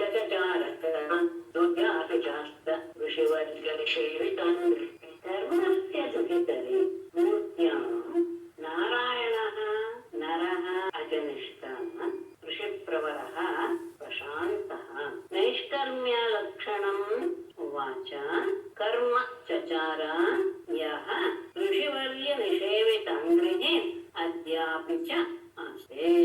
ಇಷ್ಟೆಲ್ಲ ಆಯ್ತು. ಅಂದ್ರೆ ಸೃಷ್ಟಿ ಸ್ಥಿತಿ ಲಯಗಳು ಗೋತ್ರ ವರ್ಣ ವಿಷ್ಣು ಮಹೇಶ ಅದಷ್ಟೇ ಅಂದರೆ ಧರ್ಮಸ್ಯ ತಥಾ ಧರ್ಮನ ಪತ್ನಿಯಾಗಿ ದಕ್ಷ ದುಹಿತರೆ ದಕ್ಷನ ಮಗಳಾದ ಮೂರ್ತಿಯಲ್ಲಿ ನಾರಾಯಣ ನರ ಎನ್ನುವಂತಹ ಎರಡರಲ್ಲಿ ಅತಿನಿಷ್ಠ ಆತ ಅವತಾರ ಮಾಡಿದ. ಎಂಥವ್ರು? ಋಷಿ ಪ್ರವರ, ಋಷಿಗಳಲ್ಲಿ ಶ್ರೇಷ್ಠನಾದಂತಹ ಪ್ರಶಾಂತ ರೂಪನಾದ ಆತ ನೈಷ್ಕರ್ಮ್ಯ ಲಕ್ಷಣ ಉವಾಚ. ನೈಷ್ಕರ್ಮ್ಯ ಎನ್ನುವಂತಹ ಆತ್ಮ ಸ್ವರೂಪದ ಜ್ಞಾನಕ್ಕೆ ಯಾವುದು ಕಾರಣವು ಅಂದ್ರೆ ಕಾರಣವಾದ ಯಾವುದು ಕರ್ಮ, ಆ ಕರ್ಮವನ್ನ ನಾರದಾದಿಗಳಿಗೆ ಬೋಧಿಸಿದ. ಅಷ್ಟೇ ಅಲ್ಲ, ಕರ್ಮ ಚಚಾರ, ಆ ಕರ್ಮವನ್ನ ತಾನು ಸಹ ಆಚರಿಸ್ತಾ ಇದ್ದ. ಯಾವ ಆ ಪರಮಾತ್ಮನು ಋಷಿವರ್ಯ ನಿಷೇಧೆ ಋಷಿ ಶ್ರೇಷ್ಠರಿಂದ ಸೇವಿಸಲ್ಪಟ್ಟ ಪಾದ ಕಮಲಗಳ ಉತ್ತರನಾಗಿಯೇ ಅದ್ಯಾಪಿ ಇಂದಿಗೂ ಸಹ ಆಸೆ. ಬದರಿಕಾಶ್ರಮದಲ್ಲಿ ದಕ್ಷ ಪ್ರಜಾಪತಿ ಮೊದಲ ಮೂರ್ತಿ ಆತ ಅವರಲ್ಲಿ ಧರ್ಮ ಪತ್ನಿಯಾದ ಅವಳಲ್ಲಿ ನರನಾರಾಯಣರು ಎನ್ನುವಂತಹ ಎರಡು ಪ್ರಕಾರದಿಂದ ಅವತಾರ ಮಾಡಿದ. ಆ ಅವತಾರದಲ್ಲಿ ನೈಷ್ಕರ್ಮ್ಯ ಸ್ಥಿತಿಯನ್ನ ಹೇಗೆ ನಾವು ಪ್ರಾಪ್ತ ಮಾಡಿಕೊಳ್ಳಬಹುದು ಅಂದ್ರೆ ಕರ್ಮವನ್ನು ಮಾಡಿ ಕರ್ಮದ ಬಂಧನದಿಂದ ಬಿಡುಗಡೆಗೊಳ್ಳುವಂತಹ ಆತ್ಮತತ್ವದ ಸಾಕ್ಷಾತ್ಕಾರ ಮಾಡುವಂತಹ ಆ ನೈಷ್ಕರ್ಮ್ಯದ ಸ್ಥಿತಿಯನ್ನ ಶ್ರೇಷ್ಠನಾದಂತಹ ಪ್ರಶಾಂತ ಸ್ವರೂಪನಾದಂತಹ ಅವನು ಆ ಕರ್ಮದ ಉಪದೇಶವನ್ನ ನಾರದಾದಿಗಳಿಗೆ ನೀಡಿದ. ಅಷ್ಟೇ ಅಲ್ಲ, ತಾನೂ ಸಹ ಆ ಕರ್ಮಗಳನ್ನ ಯೋಗ್ಯ ರೀತಿಯಲ್ಲಿ ಆಚರಣೆ ಮಾಡ್ತಾ ಅತ್ಯಂತ ಉತ್ತಮರಾದ ಋಷಿ ಮುನಿಗಳಿಂದ ಸೇವಿಸಲ್ಪಟ್ಟ ಪಾದ ಕಮಲವುಳ್ಳವನೇ ಇಂದಿಗೂ ಸಹ ಬದರಿಕಾಶ್ರಮದಲ್ಲಿ ವಾಸ ಮಾಡ್ತಾ ಇದ್ದಾನೆ, ಇಂದಿಗೂ ಸಹ ತಪಸ್ ಮಾಡ್ತಾ ಇದ್ದಾನೆ ಎನ್ನುವಂತಹ ಪ್ರಸಿದ್ಧಿನೇ ಇದೆ ಅನ್ನೋದು ವಿಶೇಷ. ಯಾವಾಗ ಇವರಿಬ್ಬರು ತಪಸ್ ಮಾಡ್ತಾ ಇದ್ದಾರೆ ಅನ್ನೋದು ಗೊತ್ತಾಗೋಯ್ತೋ ಇಂದ್ರನಿಗೆ ಬಂತು ಸಂದೇಹ. ಇಂದ್ರೋ ವಿಶಂಕ್ಯ ಮಮ ಧಾಮ ಜಿಗೃಕ್ಷತಿ ಕಾಮಂ ನೇಂತ ಸಗಣಂ ತಪದರ್ವಿಪಾಜ್ಞಾಂ ವಾಕ್ಯಂ ಗತ್ವಾಪ್ಸರೋ ಗಣವಸಂತಂ ಸುಮಂದವಾದೈಃ ಸ್ತ್ರೀ ಪ್ರೇಕ್ಷಕೇಷುಭಿಃ ಅವಿದ್ಯತ್ ಅತನ್ಮನಿಜ್ಞಾನಂ. ಇಂದ್ರಃ ಮಮ ಧಾಮ ಜಿಗೃಕ್ಷತಿ ಇತಿ ವಿಶಂಕ್ಯ ಕಾಮಂ ಸಗಣಂ ನ್ಯಯೋಕ್ತ ಸಹ ತದರ್ವಿಪಾಜ್ಞಾಂ ಅಪ್ಸರೋಗಣ ವಸಂತ ಸುಮಂದ ಮಾತೈಃ ಸ್ತ್ರೀ ಪ್ರೇಕ್ಷಣೀಷುಭಿಃ ಮಾತೈಃ ಗತ್ವಾ ಅತನ್ಮನಿಜ್ಞಃ ಸ್ತ್ರೀ ಪ್ರೇಕ್ಷಣೀಷುಭಿಃ ಅವಿದ್ಯತ್. ಇಂದ್ರನು ಪರಮಾತ್ಮನ ಅವತಾರ ಹೇಗೆ ಇರುತ್ತೆ ಅಂದ್ರೆ ಆತನ ಅವತಾರದ ಸ್ವರೂಪ ಹೇಗೆ ಅನ್ನೋದನ್ನ ನರನಾರಾಯಣರ ಸ್ಥಿತಿಯ ಮೂಲಕ ತೋರಿಸಿರೋದು ಒಂದು ವಿಶೇಷ. ಯಾಕೆಂದ್ರೆ ಉಳಿದವರೆಲ್ಲರೂ ಸಹ ತಪೋಭಂಗವಾದ ತಕ್ಷಣ ತಪೋಭಂಗಕ್ಕೆ ಯಾವಾಗ ಬಂದ ತಕ್ಷಣ ಶಾಪ ಇತ್ಯಾದಿಗಳು ಕೊಡೋದು ಬೇರೆ ಬೇರೆ ಕ್ರಿಯೆಗಳು ನಡೆ. ಆದರೆ ಪರಮಾತ್ಮನ ಅಂಶ ಇರುವಂತಹ ಸ್ಥಳಕ್ಕೆ ಯಾವ ರೀತಿಯ ವ್ಯವಹಾರ ಇರುತ್ತೆ ಅನ್ನೋದನ್ನ ಹೆಂಗೆ ತೋರಿಸಿದ್ದಾರೆ. ಇಂದ್ರನು ಮಮ ಧಾಮ ನನ್ನ ಸ್ಥಾನವ ಸ್ವರ್ಗವನ್ನ ಜಿಗುಕ್ಷತಿ ಇವನು ಅಪಹರಿಸ್ಕೊಂಡ್ ಬಿಡ್ತಾನೆ ಅಂದ್ರೆ ಅದನ್ನ ಹಿಡಿದುಕೊಳ್ಳಕ್ಕೆ ಬಯಸ್ತಾನೆ. ಇತಿ ಹೀಗೆಂದು ಭಾವಿಸಿ ವಿಶಂಕ್ಯ ಹೀಗೆಂದು ಸಂದೇಹಿಸಿ ಕಾಮಂ ಮನ್ಮಥನನ್ನ ಸಗಣಂ ಅವರ ಸಮೂಹಗಳೊಂದಿಗೆ ನ್ಯಾಯೋಕ್ತ ತಪೋಬಂಧಕ್ಕಾಗಿ ಅವರೆಲ್ಲರನ್ನು ಸಹ ನೇಮಿಸ. ಸಹ ಆ ಕಾಮನು ಮನ್ಮಥನು ಅಸುರು ಬದರಿ ಎನ್ನುವ ಹೆಸರಿನ ಆ ಸ್ಥಳವನ್ನ ಅಪ್ಸರುಗಣ ವಸಂತ ಸುಮಂದವಾಗ್ತೇನೆ. ಅಪ್ಸರ ಸ್ತ್ರೀಯರು ವಸಂತ ಋತು ಮಂದವಾದ ಗಾಳಿ ಮತ್ತು ಸುಗಂಧಮಯವಾದಂತಹ ಗಾಳಿ ಇವುಗಳ ಜೊತೆಗೆ ಗತ್ವ ಅಲ್ಲಿಗೆ ಹೋಗಿ ಅತನ್ಮಹಿಮ್ನ ಆ ತಪಸ್ ಮಾಡ್ತಾ ಇರುವಂತಹ ನರನಾರಾಯಣರ ಯೋಗ್ಯತೆ ಏನು ಅನ್ನೋದನ್ನ ಅರಿಯದೇ ಇದ್ದವನಾಗಿ ಸ್ತ್ರೀ ಪ್ರೇಕ್ಷಣ ಇಷುವಿಗೆ ಸ್ತ್ರೀಯರ ಕಟಾಕ್ಷಗಳೆಂಬ ಬಾಣಗಳಿಂದ ಅವಿದ್ಯತ್ ಅದನ್ನ ಹೊಡೆದ. ಅಂದ್ರೆ ಸ್ತ್ರೀಯರ ಮೋಹಕವಾದಂತಹ ಸ್ತ್ರೀಯರ ಕಟಾಕ್ಷಗಳು ಅವರ ಮೇಲೆ ಬಿದ್ದು ಅವರು ಮೋಹಗೊಳ್ಳುವ ಹಾಗೆ ಮನ್ಮಥ ತನ್ನೆಲ್ಲ ಸುಂದರರಾದಂತಹ ಸ್ತ್ರೀಯರ ಜೊತೆಗೆ ತನ್ನ ಸೇವಕರ ವಸಂತ ವಾಯುವಿನ ಜೊತೆಗೆ ಹೋಗಿ ಆತನನ್ನ ಆ ರೀತಿಯಾಗಿ ಮೋಹಗೊಳಿಸೋದಕ್ಕೆ ಆರಂಭ ಮಾಡಿದ. ಆ ಹನುಮಂತನಿಗೆ ಆತನ ಯೋಗ್ಯತೆ ಏನು ಅನ್ನೋದು ಗೊತ್ತಾಗಿಲ್ಲ. ಆಗ ವಿಜ್ಞಾಯ ಶಕ್ರಕೃತಂ ಅಕ್ರಮಂ ಆದಿದೇವ ಪ್ರಾಹ ಪ್ರಹಸ್ಯ ಗತ ವಿಸ್ಮಯ ಯಜಮಾನಾನ್ ಮಾಭೈಃ ವಿಭೋ ಮದನ ಮಾರುತ ದೇವವತ್ವಃ ದುರ್ನೀತನೋ ಬಲಿಂ ಅಶೂನ್ಯಮಿಮಂ ಕುರುತ್ವಂ. ಕೆಲವು ವಿಷಯಗಳನ್ನ ಹೇಗೆ ನಡ್ಕೋಬೇಕು ಅನ್ನೋದನ್ನು ತೋರಿಸ್ತಾರಂತೆ. ಇದು ವಿಷಯ ಶಕ್ರಕೃತಂ ಇಂದಿನಿಂದ ಮಾಡಲ್ಪಟ್ಟಂತಹ ಅಕ್ರಮಂ ಅಪರಾಧವನ್ನ ವಿಜ್ಞಾಯ ತಿಳಿದು ಅವನು ತನ್ನ ತಪಸ್ಸಿನ ಭಂಗ ಮಾಡೋದಕ್ಕೆ ನಿಶ್ಚಯಿಸ್ತಾನೆ ಎನ್ನುವ ವಿಷಯವನ್ನ ತಿಳಿದಂತಹ ಆದಿದೇವನು ಪ್ರಹಸ್ಯ ಶಕ್ರಕೃತಂ ಅಕ್ರಮಂ ವಿಜ್ಞಾಯ ಆದಿದೇವಃ ಪ್ರಹಸ್ಯ ಗತವಿಸ್ಮಯಃ ಯಜಮಾನಾಃ ವಿಭೋ ಮಾಭೈಃ ವಿಭೋ ಮದನ ಮಾರುತ ದೇವವತ್ವಃ ಮಾಭೈಃ ನಃ ಬಲಿಂ ಗೃಹೀತ ಇಮಂ ಅಶೂನ್ಯಂ ಕುರುತ್ವಂ. ಶಕ್ರಕೃತಂ ಅಕ್ರಮಂ ಇಂದಿನಿಂದ ಆದಂತಹ ಈ ಅಪರಾಧ ಅನ್ನೋದು ವಿಜ್ಞಾಯ ತಿಳಿದು ಈ ಕೆಲಸ ಮಾಡ್ತಾ ಇದ್ದಾನೆ. ರಹಸ್ಯ ನಕ್ಕು ಬಿಟ್ಟ. ಸರಿ ಏನ್ ಮಹಾ ಅನ್ನುವ ಭಾವದಲ್ಲಿ ನಕ್ಕು. ಗತವಿಸ್ಮಯ ಯಾವ ಅಚ್ಚರಿ ಇಲ್ಲದೆ. ಆದ್ರೆ ಈತನ ಆ ಅವಸ್ಥೆಯನ್ನ ನೋಡಿ ಅವರು ಹಿಡಿದು ಬಿಟ್ರು ಬಂದವರದ್ದು. ಯಜಮಾನ ನಡೆದುತ್ತಾ ಇರುವಂತಹ ಅವರೆಲ್ಲರನ್ನ ಮನ್ಮಥ ಅಪ್ಸರಸ್ತ್ರೀಯರು ಇವರೆಲ್ಲರನ್ನು ಕುರಿತು ಹೇಳಿದ. ವಿಭೋ ಅಂದ್ರೆ ಯಜಮಾನನೇ ಸಾಮರ್ಥ್ಯ ಇರೋನು ಅಂತ ತಿಳ್ಕೊಂಡ್ಬಿಟ್ಟಿದೆಯಲ್ಲ ಅಂತ ಅದೊಂದು ರೀತಿಯ ವ್ಯಕ್ತ. ಸಮರ್ಥನಾದಂತಹ ಮದನ ಮಾರುತ ಹನುಮಂತನೇ ವಾಯುವೆ ದೇವವರ್ಷ ಅಪ್ಸರ ಸ್ತ್ರೀಯರೇ ಮಾಬಲಿ ಯಾರು ಹೆಸರೇ ಬಲಿಂ ನಹ ಬಲಿಂ ಗೃಹೀತ ನಾವು ಕೊಡುವಂತಹ ಅತಿಥಿ ಸತ್ಕಾರವನ್ನ ಸ್ವೀಕರಿಸಿ ಇಮಂ ಅಶೂನ್ಯಂ ಕುರುತ್ವಂ ಈ ಆಶ್ರಮವನ್ನ ಶೂನ್ಯ ರಹಿತವನ್ನ ಆಗಿ ಮಾಡಿ. ಏನು ವಿಷಯ ಅಂದ್ರೆ ಯಾವುದೇ ಒಂದು ಮನೆಗೆ ಹೋದ್ರೆ ಆಶ್ರಮಕ್ಕೆ ಹೋಗ್ಲಿ ಬಂದಂತಹ ಅತಿಥಿಗಳಿಗೆ ಸತ್ಕಾರ ಮಾಡಬೇಕು. ಏನಾದ್ರೂ ಕೊಟ್ಟು ಏನಾದ್ರೂ ಕೊಟ್ಟು ಕೊಡಿ, ಏನೂ ಇಲ್ಲದು ನೀರಾದ್ರೂ ಕೊಡಿ ಅಂತ ಹೇಳ್ತಾರೆ. ಕೊಟ್ಟು ಕಳಿಸ್ಬೇಕು. ಅದು ಏನು ಆಗದೆ ಇದ್ರೆ ಅದು ಶೂನ್ಯ ಅಂತ ಅನ್ಸ್ಕೊಳ್ಳುತ್ತೆ ಅನ್ನೋದು ಒಂದು ಶಾಸ್ತ್ರ. ಶೂನ್ಯ ಪ್ರಾಯವಾಗಿರುತ್ತೆ ಅಂತ. ಹಾಗಾಗಿ ನಾವು ಕೊಡುವಂತಹ ಆತಿಥ್ಯವನ್ನ ಸ್ವೀಕರಿಸಿ ನಮ್ಮ ಆಶ್ರಮವನ್ನ ಸಫಲಗೊಳಿಸಿ ಅಂತ ಹೇಳಿ. ಅಂದ್ರೆ ಎಲ್ರು ಹೆದರು ಬಿಟ್ಟಿದ್ರು. ಈತ ಏನ್ ಮಾಡಿದ್ರು ಗೊತ್ತಾ ಇಲ್ಲ ಅಂತ ಗೊತ್ತಾಯ್ತು. ಆಗ ಈತನ ಇದ್ರ ಮುಂದೆ ತಾವೆಲ್ರಿಗೂ ಇನ್ನು ಶಾಪವಂತೀವಿ ಅನ್ನುವಂತ ಹೆದರಿಕೆ ಬಂತು. ನಡುತ್ತಾ ಇದ್ದಾರೆ. ಅವರೆಲ್ಲರನ್ನು ಉದ್ದೇಶಿಸಿ ನಾರಾಯಣ ಹೇಳಿದ, ಯಾರು ಹೆದರುವುದು ಬೇಡ, ನಮ್ಮ ಆಶ್ರಮಕ್ಕೆ ಬಂದಿದ್ದೀರಾ, ನಮ್ಮ ಅತಿಥಿ ಸತ್ಕಾರವನ್ನು ಸ್ವೀಕರಿಸಿ ನಮ್ಮ ಆಶ್ರಮವನ್ನ ಭಯದೇ ನರದೇವ ದೇವಾಃ ಸೌರೀಡ ನಮ್ರ ಶಿರಸಃ ಸಗೃಣಂ ತಮೂಚುಃ ನೈತದ್ವಿಭೋ ತ್ವಯಿ ಪರೇ ಅವಿಕೃತೆ ವಿಚಿತ್ರಂ ಸ್ವರಾಮಂತೀರ ನಿಖರಾನತ ಪದಪತ್ನೇ ನರದೇವ ಅಭಯದೇ ಇತ್ತಂ ಬ್ರುವತಿ ದೇವಾಃ ಸೌರೀಡ ನಮ್ರ ಶಿರಸಃ ಸಗೃಣಂ ತಂ ಊಚುಃ ವಿಭೋ ಪರೇ ಅವಿಕೃತೆ ತ್ವಯಿ ಏತತ್ ನ ವಿಚಿತ್ರಂ ಏತತ್ ನ ವಿಚಿತ್ರಂ ಮೊದಲೇ ತಗೊಂಡ್ಬಿಡಿ. ವಿಭೋ ಪರೇ ಅವಿಕೃತೆ ಸ್ವಾರಾಮಧೀರ ನಿಕರಾನತ ಪಾದಪತ್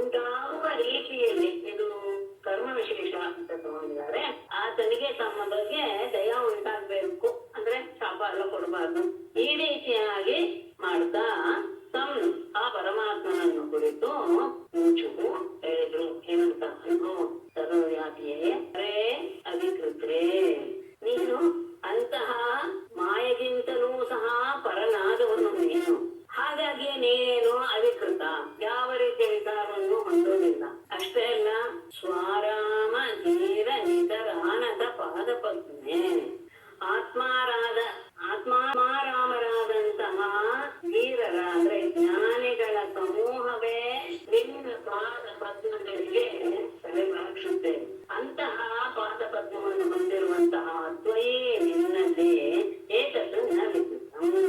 ಇದು ನೀನು ವಿಚಾರಗೊಳ್ತಾ ಇಲ್ಲ ಅನ್ನೋದೇನು ವಿಶೇಷವಲ್ಲ. ಯಾಕೆಂದ್ರೆ ನೀನು ಮಾಯೆಗಿಂತ ಬದಲಾದ ಮನಸ್ಸು. ಹಾಗಾಗಿ ಯಾವ ವಿಕಾರವನ್ನು ಹೊಂದಿರದೇ ಇರುವಂತಹ ಸ್ಥಿತಿಯಲ್ಲಿದೆಯಾ. ಮತ್ತೆ ನಿನ್ನನ್ನು ಆರಾಧಿಸುವವರೆಂತವರು ಅವರು ಸಹ ಆತ್ಮಾರಾಮರು, ಜ್ಞಾನಿಗಳ ಸಮೂಹವೇ ನಿನ್ನ ಪಾದ ಪದ್ಮಗಳಿಗೆ ನಮಸ್ಕಾರ ಮಾಡುತ್ತೆ. ಅಂತವರಿಂದ ನಮಸ್ಕಾರ ಮಾಡಿಕೊಳ್ಳುವ ನಿನ್ನ ವಿಷಯದಲ್ಲಿ ಇದ್ಯಾವುದು ಆಶ್ಚರ್ಯವಲ್ಲ. ಆದರೆ ಮುಂದೆ ಹೇಳೋದು ಸ್ವಲ್ಪ ಗಮನವಿಟ್ಟು ಕೇಳ್ಕೊಳ್ಳಿ. ಹೇಗೆ ಬ್ರಹ್ಮಜ್ಞಾನಿಗಳ ಆಗುವವರಿಗೆ ಮತ್ತೆ ಮತ್ತೆ ಮತ್ತೆ ಮತ್ತೆ ಅನೇಕ ತೊಂದರೆಗಳು ಬರುತ್ತೆ. ಯಾಕೆ ಅನ್ನೋದನ್ನ ಈ ಮನ್ಮಥಾದಿಗಳು ಹೀಗೆ ತಿಳಿಸಿರುತ್ತಾರೆ. ತ್ವಾಂ ದೇವತಾಂ ಸುರಕೃತಃ ಬಹವೋ ಅಂತರಾಯಾಃ ಸೌಪೋ ವಿಲಂಘ್ಯ ಪರಮಂ ವ್ರಜತಾಂ ಪದಂ ತೇ ನಾಣ್ಯಸ್ಯ ಬರ್ಹಿಷಿ ಬಲೀಂದರತಃ ಸ್ವಭಾಗಾನ್ ದತ್ತೇ ಪದಂ ತ್ವಮಹಿತಾ ಯದಿ ವಿಘ್ನಮೂರ್ಧ್ನಿ.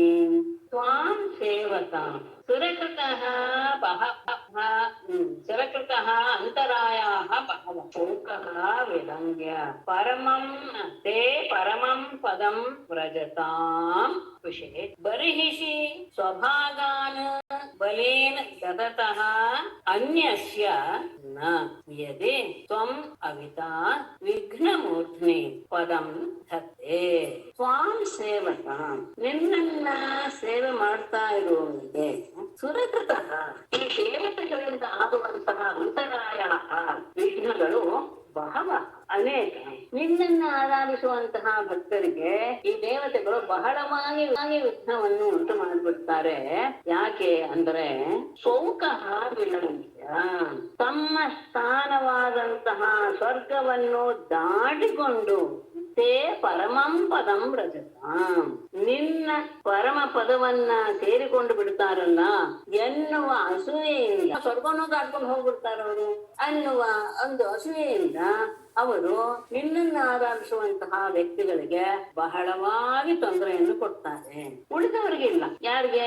ಬರ್ಹಿಷಿ ಯಾಗಗಳಲ್ಲಿ ಸ್ವಭಾಗಾನ್ ತಮ್ಮ ತಮ್ಮ ಪುರೋಡಾಶಾದಿ ಭಾಗಗಳನ್ನ ಬಲೇನ ಉಪಚಾರ ರೂಪವಾಗಿ ದದತಃ ಕೊಡುವಂತಹ ಅನ್ಯಸ್ಯನ್ನ ಉಳಿದವರ ವಿಷಯದಲ್ಲಿ ಆ ರೀತಿಯಾಗಿ ಅವರು ವಿಘ್ನವನ್ನು ಉಂಟು ಮಾಡುವುದಿಲ್ಲ. ಯಜ್ಞಗಳನ್ನೆಲ್ಲ ಮಾಡ್ತಾ ನಮಗೆ ಎಲ್ಲ ರೀತಿಯ ಹವಿಸ್ಸುಗಳನ್ನು ಕೊಡ್ತಾ ಇರ್ತಾರೆ ಎನ್ನುವ ಭಾವದಿಂದ ಅಂಥವರಿಗೆ ಕರ್ಮ ಮಾರ್ಗದಲ್ಲಿ ಇದ್ದು ಯಜ್ಞ ಆಗ್ತಾ ಇರುವಂತಹ ವಿಷಯದಲ್ಲಿ ಯಾವ ತೊಂದರೆಯನ್ನು ಕೊಡೋದಿಲ್ಲ. ಹಾಗಾದ್ರೆ ನನ್ನ ಭಕ್ತರೆಲ್ಲರೂ ಸಹ ವಿಘ್ನದಿಂದ ಒದ್ದಾಡ್ಬೇಕೆ ಅಂದ್ರೆ ಅದು ಅಲ್ಲ, ಸಾಧ್ಯವಿಲ್ಲ. ಯದಿ ಅನ್ನೋದು ವಿಶೇಷವಾಗಿ ತಗೊಳ್ತಾರೆ. ನಿಶ್ಚಯ ಆಗ್ತದೆ. ನಿಶ್ಚಯವಾಗಿಯೂ ಸಹ ತ್ವಂ ಅಮಿತ ನೀನು ರಕ್ಷಕನಾಗಿ ಯಾರಿಗೆ ಇದೆಯೋ ಅಂತಹ ವ್ಯಕ್ತಿಯು ವಿಘ್ನಮೂರ್ಧ್ನಿ ಆ ತೊಂದರೆಗಳ ವಿಘ್ನಗಳ ತಲೆಯ ಮೇಲೆ ಪರಂ ತತ್ತೆ ಹೆಜ್ಜೆಯನ್ನು ಇಟ್ಟು ನಿನ್ನನ್ನು ತೆಗೆದುಕೊಳ್ತಾನೆ. ವಿಘ್ನ ಆಗೋದಿಲ್ಲ. ಆದ್ರೆ ಯಾವಾಗ ನೀನು ರಕ್ಷಕನಾಗಿ ಇದ್ದು ಬಿಡ್ತೀಯೋ ವ್ಯಕ್ತಿಗೆ ಆಗ ಅವನೇನೋ ಹೆದರುತ್ತೆ. ತನಗೆ ಬಂದಂತಹ ವಿಘ್ನಗಳನ್ನೆಲ್ಲ ಪರಿಪೂರ್ಣವಾಗಿ ಅಂದ್ರೆ ಅದನ್ನ ತನ್ನ ಕಾಲಿನಿಂದ ತುಳಿದು ಮುಂದೆ ಅವನು ನಿನ್ನ ಪದವನ್ನ ಸೇರ್ಕೊನೆ. ಹಾಗಾಗಿ ನಿನ್ನನ್ನು ಆಶ್ರಯಿಸುವಂತಹ ಆರಾಧಿಸುವಂತಹ ಭಕ್ತರಿಗೆ ದೇವತೆಗಳು ಬಹಳವಾಗಿ ವಿಘ್ನವನ್ನು ಉಂಟು ಮಾಡ್ತಾರೆ. ಯಾಕೆ ಅಂದ್ರೆ ತಮ್ಮ ಸ್ಥಾನವಾದ ಸ್ವರ್ಗವನ್ನು ಮೀರಿ ಅವರು ನಿನ್ನ ಪರಮಪದವನ್ನು ಸೇರ್ಕೊಂಡ್ಬಿಡ್ತಾರಲ್ಲ ಎನ್ನುವಂತಹ ಅಸೂಯೆಯಿಂದ ಹಾಗೆ ಮಾಡ್ತಾರೆ. ಆದ್ರೆ ನಿನ್ನನ್ನು ಬಿಟ್ಟು ಅವರನ್ನೇ ಯಜ್ಞಾಗಾದಿಗಳ ಮೂಲಕ ಆರಾಧಿಸುವಂತಹವ್ರು ಯಾವ ವ್ಯಕ್ತಿಗಳು ಇರ್ತಾರೋ ಅವರ ಬಗ್ಗೆ ಅವರು ಯಾವ ರೀತಿಯ ತೊಂದರೆಯನ್ನು ಉಂಟು ಮಾಡೋದಿಲ್ಲ. ಹಾಗಾದ್ರೆ ನನ್ನ ಭಕ್ತರಿಗೆ ತೊಂದರೆ ಆಗತ್ತೆ ಅಂದ್ರೆ ಇಲ್ಲ. ಯಾಕೆಂದ್ರೆ ನೀನೇ ಅವರಿಗೆ ರಕ್ಷಕನಾಗಿರ್ತೀಯಾ ಅಂತ ಆದಾಗ ಅವರು ಎಂತಹ ವಿಘ್ನಗಳು ಬಂದ್ರು ಅದನ್ನ ತಮ್ಮ ಕಾಲಿನಿಂದ ತುಳಿದು ನಾಶ ಮಾಡಿ ನಿನ್ನ ಸ್ಥಾನವನ್ನ ಹೊಂದಿಬಿಡ್ತಾರೆ. ಗಮನಿಸಬೇಕಾದಂತಹ ವಿಷಯ ತುಂಬಾ ಆಗತ್ತೆ. ಯಾಕೆಂದ್ರೆ ಪ್ರಲೋಭನೆಯನ್ನು ಉಂಟು ಮಾಡ್ತಾರೆ. ಎಲ್ಲ ರೀತಿಯಾದ ಸಹಜವಾದಂತಹ ಅದಕ್ಕೆ ಮರಳಾಗಿ ತಮ್ಮ ಎಲ್ಲ ಸಾಧನೆಗಳನ್ನ ಕಳ್ಕೊಳ್ಳೋದು ಸಹ ಉಂಟು. ಇನ್ನು ಕೆಲವರು ಹೇಗಿರ್ತಾರೆ? ಕ್ಷುತ್ರಿಕಾಲ ಗುಣ ಮಾರುತ ಚೈಷ್ಯ ಶೈಷ್ಯಾನ್ ಅಸ್ಮಾನ್ ಅಪಾರ ಜಲನೇನ ಅತಿಥಿ ವಿಕೇಚಿತ್ ಕ್ರೋಧಸ್ಯ ಫಲಸ್ಯ ವಶಂ ಪದೇ ಗೋಃ ಮಜ್ಜಂತಿ ದುಶ್ಚರ ತಪಶ್ಚ ವೃಥಾ ಉತ್ಸೃಜಂತಿ. ಕ್ಷುತ್ರಿಕಾಲ ಗುಣ ಮಾರುತ ಅಪಾರ ಜಲಧೇನ ಅಸ್ಮಾನ್ ಕೇಚಿತ್ ಅತಿಥೇವ್ಯ ವಿಫಲಸ್ಯ ಕ್ರೋಧಸ್ಯ ವಶಂ ಯಾಂತಿ ಗೋಃ ಪದೇ ಮಜ್ಜಂತೆ ದುಶ್ಚರ ತಪಃ ಚ ವೃಥಾ ಉತ್ಸೃಜಂತೆ. ಸ್ವಲ್ಪ ಬೇಕಾಗತ್ತೆ. ಅಂದ್ರೆ ನಿನ್ನ ಆರಾಧಿಸದೆ ಕೇವಲ ತಪಸ್ಸುಗಳು ಅಂದ್ರೆ ಹಿಂದೆ ಮಾಡಿಕೊಂಡು ಮನಸ್ಸನ್ನ ಪರಮಾತ್ಮನನ್ನು ನೆಲೆಗೊಳ್ಳುತ್ತೆ. ನಾನು ಮನಸ್ಸನ್ನ ಹಿಂದೆಗಳನ್ನ ಹಾಗೆ ಬೇರೆಯ ಅಷ್ಟಾಂಗ ಮಾರ್ಗಗಳಿಂದ ಅದನ್ನ ನಿಗ್ರಹ ಮಾಡ್ಕೊಳ್ತೀನಿ ಅಂತ ತಪಸ್ಸು ಮಾಡುವಂತಹ ಅವರಿಗೆ ಎರಡು ಮಾರ್ಗ ಇದೆ. ಒಂದು, ಅವರು ನಮ್ಮ ವಶಕ್ಕೆ ಬಂದ್ಬಿಡ್ತಾರೆ. ಅಂದ್ರೆ ನಾವು ಹೇಳಿದಾಗೆ ನಾವೇನಾದ್ರೂ ಅವರಿಗೆ ಕೊಟ್ರೆ ಅವರು ಆ ಸುಖವನ್ನೇ ನಮ್ಮಿಂದ ಬರಬೇಕಾದಂತಹ ಆ ಲಾಭವನ್ನ ಪಡೆದುಕೊಂಡು ಅವರು ಕಾಮಭೋಗಗಳಲ್ಲಿ ತಮ್ಮನ್ನು ತೊಡಗಿಸ್ಕೊಂಡ್ಬಿಡ್ತಾರೆ. ಇನ್ನು ಕೆಲವರು ಕೋಪಕ್ಕೆ ಒಳಗಾಕೊಂಡ್ಬಿಡ್ತಾರೆ. ಆ ಕೋಪಕ್ಕೆ ಒಳಗಾಕೊಂಡವರು ಕಾಮೋಪಭೋಗವನ್ನು ಹೊಂದದೆ ಕ್ರೋಧಕ್ಕೆ ವಶರಾಗಿ ಯಾವುದನ್ನು ಪಡೆಯದೇ ಇರುವಂತಹ ಸ್ಥಿತಿಯನ್ನ ಹೊಂದು ಬಿಡುತ್ತಾರೆ ಅಂತ ಮನಸ್ಸಿನಲ್ಲಿ ಇಟ್ಕೊಂಡು ಈ ವಿಷಯವನ್ನು ತಗೊಳ್ತಾ ಇದ್ದಾರೆ. ಮಾರುತ ದೈತ್ಯ ಶೇಷ್ಯಾನ. ಕ್ಷುತ್ ಹಸಿವು, ತ್ರಿಟ ಬಾಯಾರಿಕೆ, ತ್ರಿಕಾಲ ಗುಣ ಅಂದ್ರೆ ಮೂರು ಕಾಲದ ಗುಣ ಯಾವುದು? ಚಳಿ, ಸೆಕೆ, ಮಳೆ ಮತ್ತು ಮಾರುತ ಚಂಡಮಾರುತ. ದೈತ್ಯ ಜಿತೇಂದ್ರಿಯದ ಚಾಪಲ್ಯ ಮತ್ತು ಶೈಷ್ಣ್ಯ ಸ್ತ್ರೀಯರ ಬಗ್ಗೆ ಆಸಕ್ತಿ. ಈ ಇವುಗಳನ್ನೆಲ್ಲ ಅಪಾರ ಜಲಧಿ ಅಂದ್ರೆ ಅವರು ಮಾಡುವಂತಹ ಅಷ್ಟಾಂಗ ಯೋಗಗಳಿಂದ ಈ ಎಲ್ಲ ರೀತಿಯಾದಂತಹ ಕಷ್ಟಗಳು ಅದೇನು ಅಪಾರ ಜಲಧಿ ದಾಟಲು ಅಸಾಧ್ಯವಾದಂತಹ ಆ ಕಷ್ಟಗಳನ್ನು ಕೊಡುವಂತಹ ಅಸ್ಮಾನ್ ನಮ್ಮನ್ನು ಸಹ ಅತಿಥೇಚಿತು ಕೆಲವರು ಅತಿಥೇರ್ಯ ದಾಟಿ ಎತ್ತರೆ ವ್ಯರ್ಥವಾಗಿ ವಿಫಲಸ್ಯ ಕ್ರೋಧಸ್ಯ ವಶಮ್ಯ ವ್ಯರ್ಥವಾದ ಕೋಪಕ್ಕೆ ಅವರು ಬಲಿಯಾಗಿ ಬಿಡ್ತಾರೆ. ಅಂದ್ರೆ ಕೋಪದ ಸ್ವಭಾವವನ್ನ ಕೆಲವರು ಹೊಂದಿಬಿಡ್ತಾರೆ. ಇಂತಹ ಸಮುದ್ರವನ್ನು ದಾಟೋರು ಎಂತದ್ದು ಈಗ ಹೇಳಿದಂತಹ ಬಾಯಾರಿಕೆ, ಪೂರ್ವಕಾಲದಲ್ಲಿ ಎಲ್ಲವನ್ನೂ ದಾಟಿದಂತಹ ಅವರು ಗೋಪದೆ ಹಸುವಿನ ಹೆಜ್ಜೆಯಷ್ಟು ಇರುವ ನೀರಿನಲ್ಲಿ ಮಜ್ಜಂತೆ ಮುಳುಗಿ ಬಿಡ್ತಾರೆ. ಸಮುದ್ರವನ್ನೇ ದಾಟಿದವರಿಗೆ ಈ ಒಂದು ಸಣ್ಣ ಒಂದು ನೀರು ಸಹ ದಾಟಕ್ಕೆ ಆಗದೇ ಇರುವಂತಹ ಸ್ಥಿತಿಯನ್ನು ಹೊಂದಿಬಿಡುತ್ತಾರೆ. ದುಶ್ಚರ ತಪಶ್ಚ ಅತ್ಯಂತ ಕಠಿಣವಾದಂತಹ ಆ ತಪಸ್ಸಿನ ಶಕ್ತಿಯನ್ನ ವ್ಯರ್ಥವಾಗಿ ಹಾಳು ಮಾಡಿಕೊಂಡು ಬಿಡ್ತಾರೆ. ಇಂಥದೆಲ್ಲವೂ ಸಹ ದಾಟೋದು ಬಹಳ ಕಷ್ಟ. ಆದ್ರೆ ಅವರ ಯೋಗದ ಒಂದು ಪ್ರಭಾವದಿಂದ ಅಷ್ಟಾಂಗ ತಮ್ಮ ಇಂದ್ರಿಯಗಳನ್ನು ಯಾವುದೇ ರೀತಿಯಲ್ಲಿ ನಿಗ್ರಹ ಮಾಡಿಕೊಂಡು ಇಂತಹ ದೊಡ್ಡ ದೊಡ್ಡ ಸಮುದ್ರಗಳು ಇದೆಲ್ಲ ಅದು ದಾಟೋದೇನು ಬಾಯಾರಿಕೆ ಇದೆಲ್ಲ ದಾಟೋದೆಲ್ಲ ಅಷ್ಟು ಸುಲಭ ಅಲ್ಲ. ನಮ್ಗೆ ಒಂದೊಂದು ಸ್ವಲ್ಪ ಹೊತ್ತಿಗೆನೆ ನಾವು ಎಷ್ಟೋ ದಿವಸದಿಂದ ನಮ್ಗೆ ಇಲ್ವೇನೋ ಅನ್ನುವ ರೀತಿಯಲ್ಲಿ ಮಾಡ್ತೇವೆ. ಅಂಥದ್ರಲ್ಲಿ ಆ ಚಳಿ, ಗಾಳಿ, ಮಳೆ ಯಾವುದನ್ನೂ ಲೆಕ್ಕಿಸದೆ ಜಿತೇಂದ್ರಿಯದ ಭಾಷೆಗೂ ಒಳಗಾಗದೆ ಸ್ತ್ರೀಯರ ವಿಷಯದಲ್ಲಿಯೂ ಸಹ ಅಷ್ಟೇನು ತೋರಿಸಿದೆ. ಅಂತಹ ದೊಡ್ಡ ದೊಡ್ಡ ಸಮುದ್ರದಂತಹ ದೇಶಗಳನ್ನು ಸಹ ದಾಟಿಕೊಂಡು ಹೋಗಿಬಿಡ್ತಾರೆ. ಆದರೆ ವ್ಯರ್ಥವಾದ ಒಂದು ಕೋಪಕ್ಕೆ ಬಲಿಯಾಗಿ ಬಿಟ್ಟು ಏನಾಗಿರುತ್ತೆ, ಅಂತಹ ಸಮುದ್ರವನ್ನು ದಾಟಿದವರು ಒಂದು ಸಣ್ಣ ಗೋವಿನ ಹೆಜ್ಜೆಯಷ್ಟು ನೀರಿನಲ್ಲಿ ಮುಳುಗಿ ಬಿಡುತ್ತಾರೆ. ಮಾಡಲು ಅಸಾಧ್ಯವಾದಂತಹ ತಪಸ್ಸಿನ ಶಕ್ತಿಯನ್ನು ಸಹ ಆ ಕೋಪದಿಂದ ಹಾಳು ಮಾಡಿಕೊಂಡು ಬಿಡುತ್ತಾರೆ ಅಂತ ಹೇಳಿ, ಅಂದ್ರೆ ಪ್ರಭಾವ ದೇವತೆಗಳು ಹೇಗೆ ತೊಂದರೆ ಕೊಡೋದು ಉಂಟು ಅದು ಅವರೆಲ್ಲ ಪೂರ್ಣವಾಗಿ ನಾಶಪಡಿಸಿಬಿಡುತ್ತೆ. ಇದು ಪ್ರಗೃಣತಾಂ ತೇಷಾಂ ಸ್ತ್ರೀಯೋ ಅತ್ಯದ್ಭುತದರ್ಶನಾಃ ದರ್ಶಯಾಮಾಸ ಶುಶ್ರೂಷಾಂ ಸ್ವರ್ಚಿತಾಃ ಕುರ್ವತೀಃ ವಿಭುಃ. ಇತಿ ಪ್ರಗೃಣತಾಂ ತೇಷಾಂ ಶುಶ್ರೂಷಾಂ ತೇಷಾಂ ವಿಭುಃ ಅತ್ಯದ್ಭುತದರ್ಶನಾಃ ಶುಶ್ರೂಷಾಂ ಕುರ್ವತೀಃ ಸ್ತ್ರೀಯಃ ಸ್ವರ್ಚಿತಾಃ ದರ್ಶಯಾಮಾಸ. ಈ ರೀತಿಯಾಗಿ ಪ್ರಕೃತ ಹೇಳ್ತಾ ಇರುವಂತಹ ಅಂತ ಹೀಗೆ ತಮ್ಮ ಪರಿಸ್ಥಿತಿಯನ್ನ ಹೇಳ್ಕೊಳ್ತಾ ಇರುವಂತಹ ತೇಷಾಂ ಅವರ ಮುಂದೆ ವಿಭುಹೋ ಪರಮಾತ್ಮನು ಅತ್ಯಂತ ದರ್ಶನ ನೋಡಲು ಅತ್ಯಂತ ಸೌಂದರ್ಯದ ಖನಿಗಳಾಗಿರುವಂತಹ ಸ್ತ್ರೀಯರನ್ನ ಹೇಗೆ ಶುಶ್ರೂಷಾಂ ಕುರ್ವತಿ ಆ ಮನ್ಮಥಾದಿಗಳ ಸೇವೆಯನ್ನ ಮಾಡುವುದಕ್ಕೋಸ್ಕರ ಇರುವಂತಹ ಸ್ತ್ರೀಯರನ್ನ ಹೇಗಿದ್ದಾರೆ ಸ್ವರ್ಚಿತಾಹ ಒಬ್ಬೊಬ್ಬರು ಸಹ ಅತ್ಯಂತ ಅಲಂಕಾರದಿಂದ ಭೂಷಿತರಾಗಿದ್ದಾರೆ ಅಂತಹ ಸ್ತ್ರೀಯರನ್ನ ದರ್ಶಯಾಮಾಸ ಸ್ತ್ರೀಯರನ್ನ ತೋರಿಸ್ತಾ ಅಂದ್ರೆ ತನ್ನ ಯೋಗ ಶಕ್ತಿಯಿಂದ ಅಂತಹ ಸ್ತ್ರೀಯರನ್ನ ಆ ಪರಮಾತ್ಮ ಸೃಷ್ಟಿಸಿ ಬಿಟ್ಟ ಪ್ರತಿಯೊಬ್ಬರೂ ಸಹ ಅತ್ಯಂತ ಒಬ್ಬರನ್ನೊಬ್ಬರು ಮೀರಿಸುವಂತಹ ಸೌಂದರ್ಯ ಅಂತಹ ಅವರೆಲ್ಲರನ್ನೂ ಸಹ ಬಂದಂತಹ ಮನ್ಮಥಾದಿಗಳ ಸೇವೆಯನ್ನು ಮಾಡುವುದಕ್ಕೋಸ್ಕರ ಅಲಂಕಾರ ಭೂಷಿತರಾದಂತಹ ಸ್ತ್ರೀಯರನ್ನ ನಿರ್ಮಿಸಿದ ಅದನ್ನ ನೋಡಿ ಸ್ತ್ರೀಯ ಶ್ರೇಣಿ ರೂಪಿಣಿ ಗಂಧೇ ನಮೋಹುತ ರೂಪ ಔದಾರ್ಯ ಹತಶ್ರಿಯ ದೇವಾನುಚರಾಃ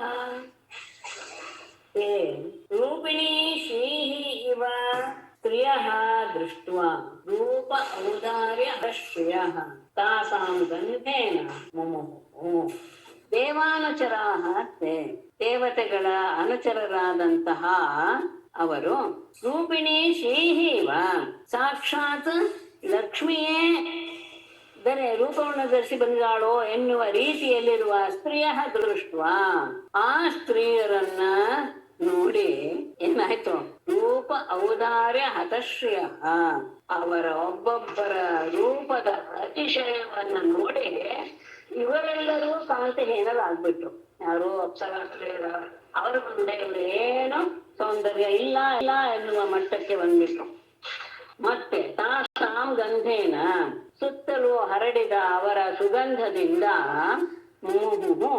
ಮೋಹಗೊಂಡು ಬಿಟ್ರು ಯಾವಾಗ ಭಗವಂತನನ್ನ ಈ ರೀತಿಯಾಗಿ ತಿಳಿದಾಗ ಅವರೆಲ್ಲರೂ ಆ ಸರ್ವಶಕ್ತಿಮಂತನಾದಂತಹ ಭಗವಂತ ತನ್ನ ಯೋಗ ಶಕ್ತಿಯಿಂದ ಅತ್ಯಂತ ಅದ್ಭುತರಾದಂತಹ ಸೌಂದರ್ಯದ ಖನಿಗಳಂತಿರುವಂತಹ ಸ್ತ್ರೀಯರನ್ನ ಅವರ ಸೇವೆಗೆ ನಿರ್ಮಿಸಿದ ಅವರ ರೂಪ ಹೇಗಿತ್ತು ಅಂದ್ರೆ ಸಾಕ್ಷಾತ್ ಲಕ್ಷ್ಮಿಯೇ ಬಂದಿದ್ದಾಳೋ ಎನ್ನುವ ಹಾಗೆ ಇತ್ತು ಅಂತಹ ಸೌಂದರ್ಯ ಇರುವ ಸ್ತ್ರೀಯರನ್ನು ನೋಡಿ ಇವರ ಕಾಂತಿ ಕುಂಠಿತವಾಗೋಯ್ತು ಹಾಗೆ ಅವರ ಆ ದೇಹದಿಂದ ಹೊರಹೊಮ್ಮುವ ಸುಗಂಧದಿಂದ ಎಲ್ಲರೂ ಮೋಹಗೊಂಡು ಬಿಟ್ಟು ಸ್ವಲ್ಪ ಗಲಾಟೆ ಆಗ್ತಾ ಇದೆ ಕುತ್ಕೊಳ್ತೇನೆ ಒಂದು ತಾನಾಹ ದೇವದೇವೇಶ ಪ್ರಣತಾನ್ ಪ್ರಹಸನ್ನಿವ ಆಸಾನೇಕತಮಾಂ ಬೃಂದ್ವಂ ಸವರ್ಣಾಂ ಸ್ವರ್ಗಭೂಷಣಾಂ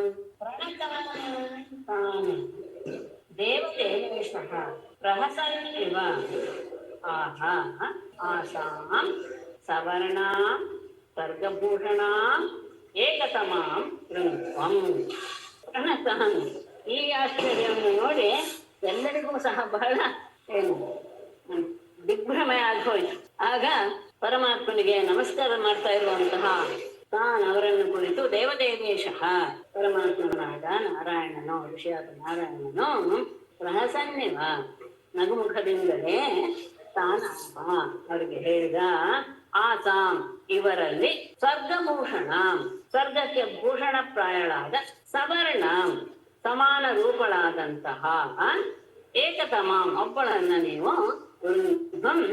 ನೀವು ಕರ್ಕೊಂಡು ಹೋಗ್ಬೋದು ಅವನ ನಾರಾಯಣ ಋಷಿಯ ಆ ಪ್ರಭಾವದ ಅತಿಶಯಕ್ಕೆ ಮರಳಾಗ್ಬಿಟ್ರು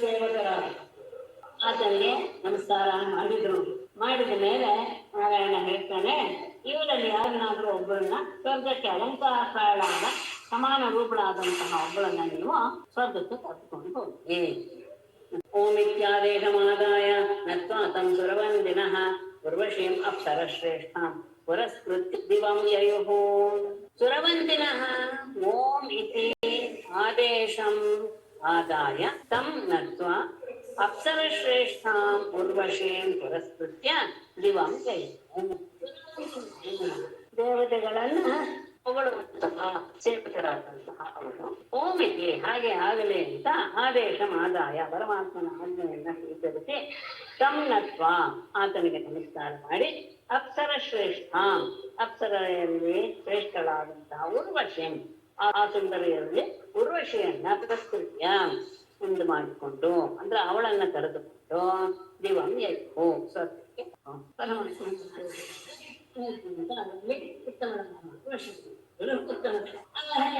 ಸ್ವರ್ಗಕ್ಕೆ ಅಲಂಕಾರರಾಗಿರ್ಬೇಕು, ನಿಮ್ಗೆ ಸಮಾನವಾದಂತಹ ರೂಪಗಳು ಇರಬೇಕು ಅಂತ ಒಂದು ಕರ್ಕೊಂಡು ಹೋಗ್ಬೇಕು ಅಂತ ಉರ್ವಶಿಯನ್ನ ಕರೆದು ಆಮೇಲೆ ಬಂದು ಹೇಳ್ತಾರೆ, ಇಂದ್ರಾಯಾಣಮ್ಯ ಸದಸೆ ಶೃಣ್ವತಾಂ ತ್ರಿದಿವೌಕಸಾಂ ವಚುಃ ನಾರಾಯಣ ಬಲಂ ಶಕ್ರಃ ತತ್ರಾಸ ವಿಸ್ಮಿತಃ.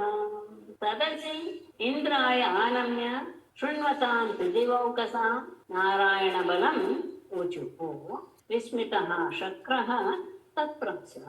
ಸ್ವರ್ಗಲೋಕಕ್ಕೆ ಬಂದು ಇಂದ್ರನ ಸಭೆಯಲ್ಲಿ ಸದಸ್ಯ ಸಭೆಯಲ್ಲಿ ಇಂದ್ರಾಯ ಆನಂ ಇಂದ್ರನಿಗೆ ನಮಸ್ಕಾರ ಮಾಡಿ ಅಲ್ಲಿ ನೆರೆದ ಎಲ್ಲ ದೇವತೆಗಳ ಎದುರಿಗೇನೆ ನಾರಾಯಣ ಬಲಂ ನಾರಾಯಣ ಋಷಿಯ ಬಲ ತಪಸ್ಸಿನ ಬಲ ಎಂಥದ್ದು ಅನ್ನೋದನ್ನ ಊಟಕ್ಕೂ ಹೇಳುತ್ತೆ. ಎಲ್ಲರೂ ಸೇರಿದ್ದಾರೆ ದೇವತೆಗಳೆಲ್ಲರೂ ಅಲ್ಲೇ ಹೋಗಿ ಇಂದ್ರನಿಗೆ ಏನೇನಾಯ್ತು ಪರಮಾತ್ಮನಾದ ನಾರಾಯಣ ಋಷಿಯ ಬಲ ಏನು ಅನ್ನೋದನ್ನ ತಿಳಿಸ್ಕೊಟ್ಟು ವಿಸ್ಮಿತಃ ಅತ್ಯಂತ ಆಶ್ಚರ್ಯಗೊಂಡ ಶಕ್ರಃ ಇಂದ್ರನು ತತ್ರಹಸ ಹೆದರಿ ಬಿಟ್ಟ. ನಾನು ಇಂಥವರ ವಿಷಯಕ್ಕೆ ಕೈ ಹಾಕಿದ್ದು ದೊಡ್ಡ ತಪ್ಪಾಯ್ತು ಅನ್ನೋದು ಅವನ ಮನಸ್ಸಿಗೆ ಬಂತು. ಮುಂದೆ ಏನಾಗುತ್ತೋ ಅನ್ನುವ ಭಯದಿಂದ ಅವನಿಗೆ ಬಹಳ ಹೆದರಿಕೆ ಅಂತ ಒಂದು ಹೇಳಿ ಅದಾದ್ಮೇಲೆ ಅವದತ್ ಅಚ್ಯುತ ಆತ್ಮಯೋಗಂ ದತ್ತಃ ಕುಮಾರಃ ಋಷಭಃ ಭಗವಾನ್ ಪಿತಾಮಹಃ ವಿಷ್ಣು ಶಿವಾಯ ದತ್ತಾಂ ತಲಯಾವತೀರ್ಣಃ ಹೃತ ಮಧುವಿದ ಸುತಯೋ ಹಯಾಸ್ಯೇ. ಸುಮಾರು ಅವತಾರಗಳನ್ನು ಮತ್ತೆ ಮಾಡ್ತಾ ಇದ್ದಾರೆ.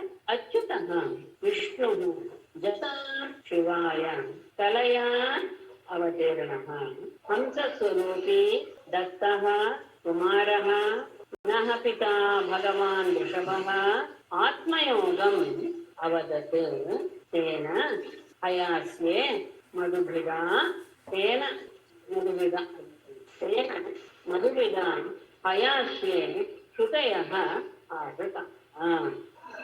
ಅಚ್ಯುತಃ ನಾಶರಹಿತನಾದಂತಹ ವಿಷ್ಣು ಜಗತಾಂ ಶಿವಾಯ ಜಗತ್ತಿನ ಮಂಗಲಕ್ಕೋಸ್ಕರ ಅಂದ್ರೆ ಯಾವ ಜಗತ್ತಿನ ಪಾಲನೆ ಮಾಡಬೇಕು ಎನ್ನುವ ಭಾರವನ್ನು ಹೊತ್ತಿದಾನೋ ಅಂತಹ ಜಗತ್ತಿನ ಕ್ಷೇಮಕ್ಕೋಸ್ಕರ ಕಲೆಯ ಅವತೀರ್ಣ ಅಂಶಾವತಾರಗಳನ್ನ ಮಾಡಿ ಹಂಸಸ್ವರೂಪಿ ಅವನು ಹಂಸಸ್ವರೂಪವನ್ನ ಧರಿಸಿ ದತ್ತನಾಗಿ ದತ್ತಾತ್ರೇಯನಾಗಿ ಕುಮಾರಃ ಸನತ್ಕುಮಾರನಾಗಿ ನಹ ಪಿತಾ ಭಗವಾನ್ ಋಷಭ ನಮ್ಮ ತಂದೆಯಾದಂತಹ ಋಷಭನ ರೂಪವನ್ನು ಸಹ ಧರಿಸಿ ಆತ್ಮಯೋಗಂ ಅವಧಿ ಆತ್ಮಯೋಗವನ್ನ ಎಲ್ಲರಿಗೂ ಉಪದೇಶ ಮಾಡಿದ್ದಾನೆ.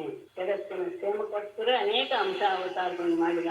ಅದರಲ್ಲಿ ಹಂಸನಾಗಿ ದತ್ತಾತ್ರೇಯನಾಗಿ ಸನತ್ಕುಮಾರನಾಗಿ ಮತ್ತೆ ನಮ್ಮ ತಂದೆಯಾದ ಭಗವಾನ್ ಋಷಭನಾಗಿಯೂ ಸಹ ಅವತಾರ ಮಾಡಿ ಅನೇಕ ಪ್ರಕಾರವಾಗಿ ಆತ್ಮದ ಯೋಗವನ್ನ ತಿಳಿಸಿಕೊಟ್ಟಿದ್ದೇನೆ. ಅಷ್ಟನ್ನ ತೇನ ಆತನಿಂದಲೇ ಮಧುಭಿತ ಮಧು ದೈತ್ಯನನ್ನ ಸಂಹರಿಸಿದ ಆತನಿಂದ ಹಯಾಸ್ಯೆ ಹಯಗ್ರೀವಾವತಾರದಲ್ಲಿ ಕೃತಯ ಆಮಿತಾಹ ವೇದಗಳನ್ನು ಸಹ ತಿಳಿಸಿಕೊಂಡು ಆದ್ರೆ ಹಯಗ್ರೀವಾವತಾರದಲ್ಲಿ ಹಯಗ್ರೀವ ಅವತಾರವನ್ನು ತಾಳಿ ಮಧು ಎನ್ನುವಂತಹ ರಾಕ್ಷಸನನ್ನ ನಾಶ ಮಾಡಿ ಶ್ರುತಿಗಳನ್ನ ಅವನು ಸಹ ಮಧು ಎನ್ನುವಂತಹ ದೈತ್ಯನೂ ಸಹ ವೇದಗಳನ್ನೆಲ್ಲ ಅಪಹರಿಸಿಕೊಂಡು ಹೋಗಿಬಿಡ್ತಾನೆ. ಅದು ಒಂದು ಸಂದರ್ಭ ಇದೆ. ಅಂತಹ ಆ ಮಧು ಎನ್ನುವ ರಾಕ್ಷಸನನ್ನು ಕೊಂದು ಅವನು ಅಪಹರಿಸಿಕೊಂಡು ಹೋದಂತಹ ವೇದಗಳನ್ನೆಲ್ಲ ಮಾಡಲು ತಗೊಂಡು ಬಂದ. ಗುಪ್ತೋಪ್ಯಯೇ ಮನು ಇಲೌಷಧಯಶ್ಚ ಮಾತ್ಸ್ಯೆ ಪ್ರೌಢೆ ಹತೋ ದಿದಿಜ ಉದ್ಧರತಾಂಬಸಃ ನಮಾಂ ಕೌರ್ಮೇ ಧೃತೋದ್ರೀತಮತೋತ್ಮಥನೆ ಸಪೃಷ್ಟೆ ಗ್ರಾಹಾತ್ ಪ್ರಪನ್ನಂ ವಿಧರಾಜಂ ಅಮುಂಚತು ಆತ್ತಂ ಅಪ್ಯೆ ಮಾತ್ಸ್ಯೆ ಇಲೌಷಧ ಇಲಾ ಔಷಧಯಶ್ಚ ಉಕ್ತಃ ಪ್ರೌಢೆ ಋತಿಜಃ ಹತಃ ಪ್ರೌಢೆ ಅಂಬಸಃ ಕ್ಷ್ಮಾಂ ಉದ್ಧರತ ದಿತಿಜಃ ಹತಃ ಅಮೃತೋನ್ಮಥನೆ ಕೌರ್ಮೆ ಅದ್ರಿಃ ಸ್ವಪೃಷ್ಠೆ ಧೃತಃ ಪ್ರಪನ್ನಂ ಆರ್ತಂ ವಿಭರಾಜಂ ಗ್ರಾಹಾತ್ ಅಮುಂಚತ್. ಅಪ್ಯಯೇ ಪ್ರಳಯ ಕಾಲದಲ್ಲಿ ಮತ್ಸ್ಯಾವತಾರವನ್ನು ಮಾಡಿ ಮನುವನ್ನು ಸತ್ಯವ್ರತ ಎನ್ನುವಂತಹ ರಾಜ ಋಷಿಯನ್ನ ಅವನನ್ನೇ ಮನುವನ್ನಾಗಿ ಮಾಡ್ತಾನೆ. ವೈವಸ್ವತ ಮನು ಅವನೇನೆ, ಶ್ರಾದ್ದದೇವ ಎನ್ನುವಂತಹ ಅವನನ್ನ ಇಲಾ ಭೂಮಿಯನ್ನ ಔಷಧಯಶ್ಚ ಔಷಧಿಗಳನ್ನು ಸಹ ಭೂಮಿಯನ್ನ ಔಷಧಿಗಳನ್ನ ಗುಪ್ತ ರಕ್ಷಣೆ ಮಾಡಿದ. ಪ್ರೌಢೆ ವರಾಹಾವತಾರದಲ್ಲಿ ಅಂಬಸಃ ಆ ರಸಾತಲದಿಂದ ಕ್ಷ್ಮಾಮುದ್ಧರತ ಭೂಮಿಯನ್ನು ಎತ್ತಿದ ಆತನಿಂದ ಮತ್ಸ್ಯಾವತಾರ ಮಾಡಿ ಮನುವನ್ನ ಭೂಮಿಯನ್ನ ಔಷಧಿಗಳನ್ನ ರಕ್ಷಣೆ ಮಾಡಿದ್ದಾನೆ. ವರಾಹಾವತಾರದಲ್ಲಿ ಸಮುದ್ರದ ರಸಾತಲದಿಂದ ಭೂಮಿಯನ್ನ ಎತ್ತಿಸಿ ಬರುವಾಗ ದಾರಿಯಲ್ಲಿ ಬಂದಂತಹ ಹಿರಣ್ಯಾಕ್ಷ ದೈತ್ಯನನ್ನು ಸಹ ನಾಶ ಮಾಡಿದ್ದಾನೆ. ಅದಾದ ಮೇಲೆ ಅಮೃತೋನ್ಮಥನದ ಸಂದರ್ಭದಲ್ಲಿ ಕೂರ್ಮಾವತಾರವನ್ನು ಮಾಡಿ ಅದ್ರಿಹಿ ಮಂದರ ಪರ್ವತವನ್ನ ಸಪೃಷ್ಠೆ ಸಹ ತನ್ನ ಬೆನ್ನ ಮೇಲೆ ಎತ್ತುಕೊಂಡು ಬಂದು ಆಗ ಅದನ್ನ ರಕ್ಷಣೆ ಮಾಡಿದ. ಹಾಗೆಯೇ ಪ್ರಪನ್ನಂ ತನ್ನನ್ನು ಆಶ್ರಯಿಸಿದ ಆರ್ತಂ ಅತ್ಯಂತ ಕಷ್ಟಕ್ಕೆ ಸಿಲುಕಿದಂತಹ ಯುವರಾಜ ಗಜೇಂದ್ರನನ್ನ ಗ್ರಾಹಾತ್ ಮೊಸಳೆಯಿಂದ ಬಿಡುತ್ತ. ಇಲ್ಲಿ ವರಾಹಾವತಾರ, ಆಮೇಲೆ ಕೂರ್ಮಾವತಾರ 3 ಹೇಳಿ, ಆಮೇಲೆ ಗಜೇಂದ್ರನನ್ನ ಅದನ್ನ ಆಗ್ತಾ ಇದೆ ಅಂತ ಭಾವಿಸ್ತೇನೆ. ಆ ಗಜೇಂದ್ರ ಪರಮಾತ್ಮನನ್ನ ಅಂದ್ರೆ ಪರಬ್ರಹ್ಮ ವಸ್ತುವನ್ನ ಸ್ತುತಿಸ್ತದ್ರಿಂದ ಯಾರೂ ಸಹ ಉಳಿದ ದೇವತೆಗಳು ಯಾರೂ ಸಹ ಆತನ ರಕ್ಷಣೆಗೆ ಹೋಗಲಿಲ್ಲ. ಆಗ ಪರಬ್ರಹ್ಮ ವಸ್ತುವ ಋಷಿಯಾದಂತಹವನು ನಾನೇ ಅಂತ ಭಾವಿಸಿ ವಿಷ್ಣು ಎರಡನ ಮೇಲೆ ಏರಿ ಆತನನ್ನ ರಕ್ಷಣೆ ಮಾಡಿದ ಅನ್ನುವ ವಿಷಯ ಬಂದಿದೆ ಅಂತ ಭಾವಿಸ್ತೀನಿ. ಅದಾದ್ಮೇಲೆ ಸಂಸ್ಮತಃ ಅಬ್ಧಿಪದಿತಾನ ಶಮಣಾನುಷೇಶ್ಚ ಶಕ್ರಂಚ ವೃತ್ರವದಃ ತಮಸಿ ಪ್ರವಿಷ್ಟಂ ದೇವಸ್ತ್ರೀಯೋಸುರಗೃಹೇ ಪಿಹಿತಾ ಅನಾಥ ಜಗ್ನೇ ಸುರೇಂದ್ರಮಭಯಾಯ ಸತಾಂ ನೃಸಿಂಹೇ.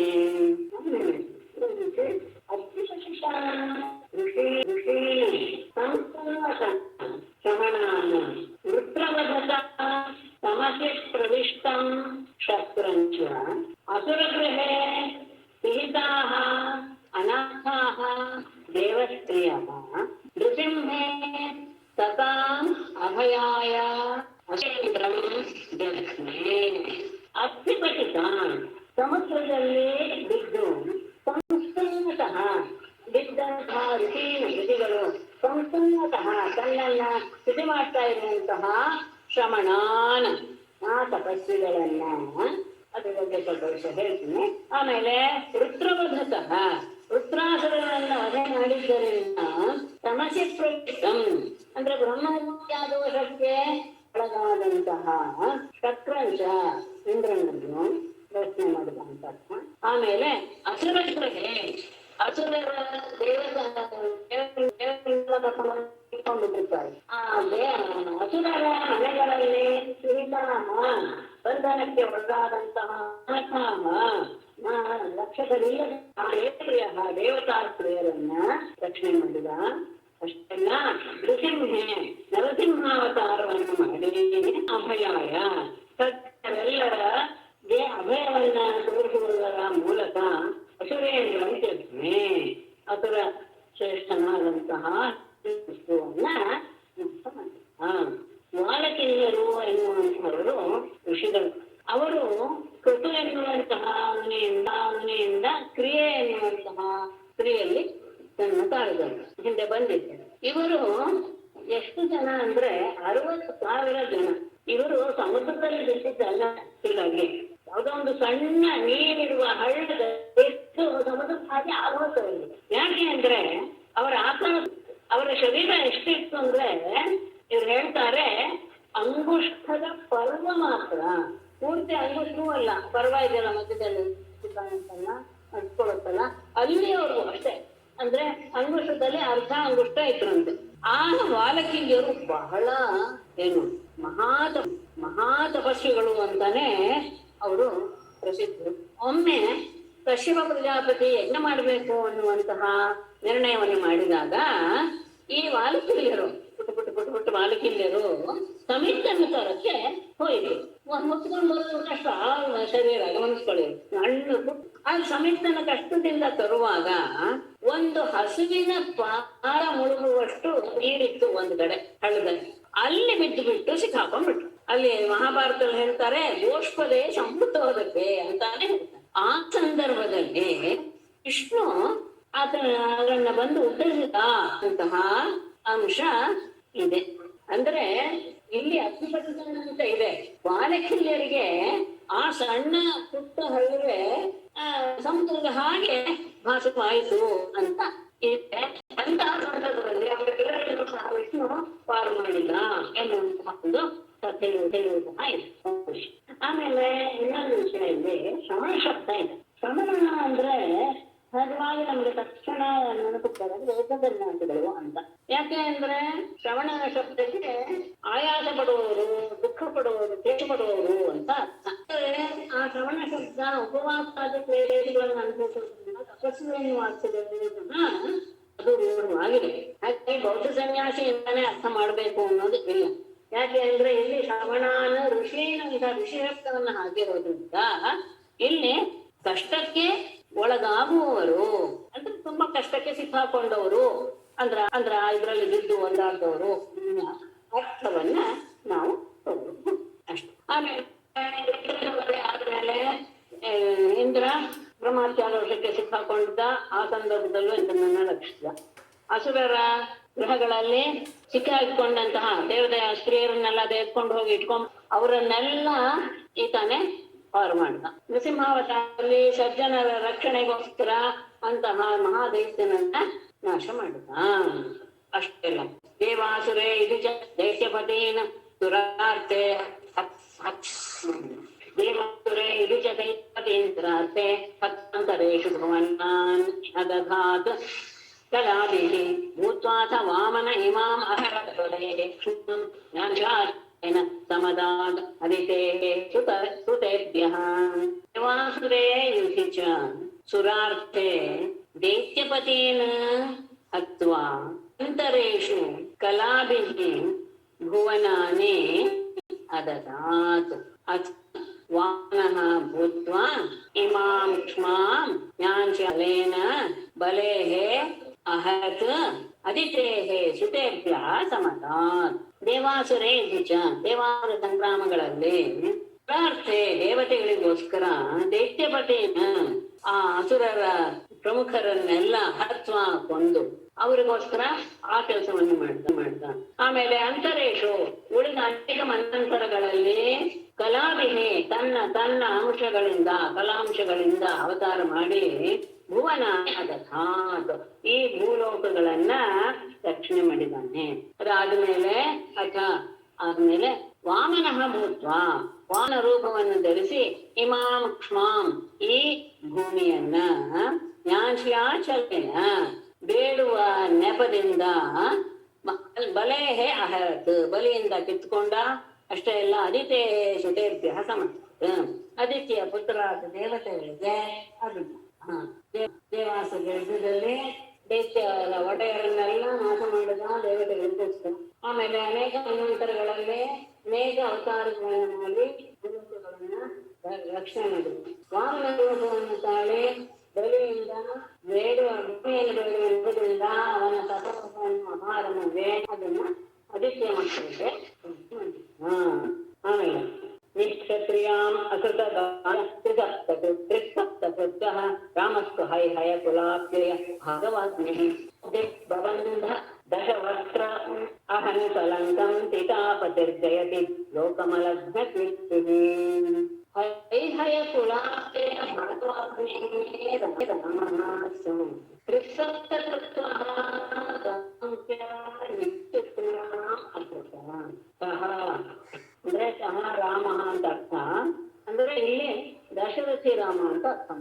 ಅಬ್ಧಿಂ ಬಬಂಧ ಸಲಂಕಂ ದಶವಕ್ತ್ರಂ ಅಹನ್ ಸೀತಾಪತಿಗೆ ಲೋಕಮಲಘ್ನ ಕೀರ್ತಿಗೆ ಜಯತ್ರಿ ಹೈಹಯ ಕುಲ ಅಪ್ಯಯ ಭಾಗವಾಗಿದೆ.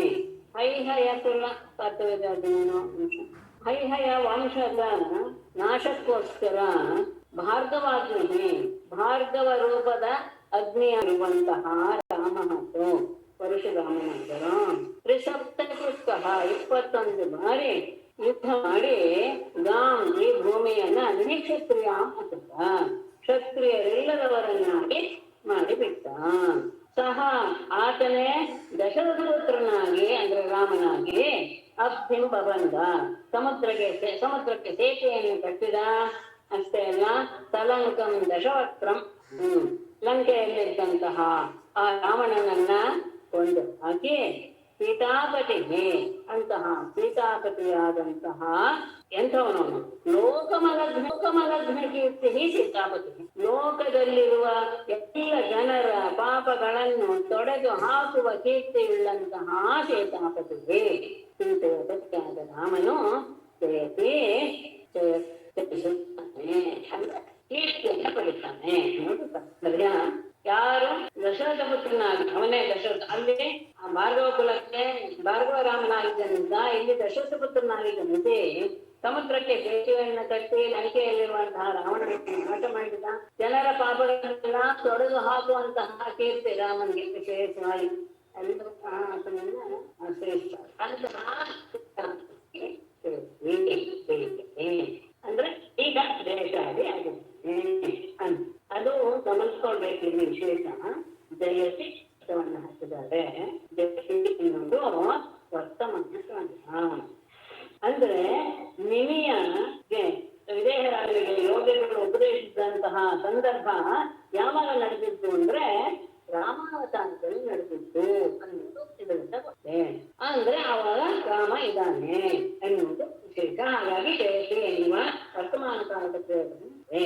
ಮುಂದೆ ವೈಶೇಷವಾದ ರೂಪವನ್ನು ಪ್ರಯೋಗ ಮಾಡ್ತಾರೆ, ಗಮನ ಇರ್ತವೆ.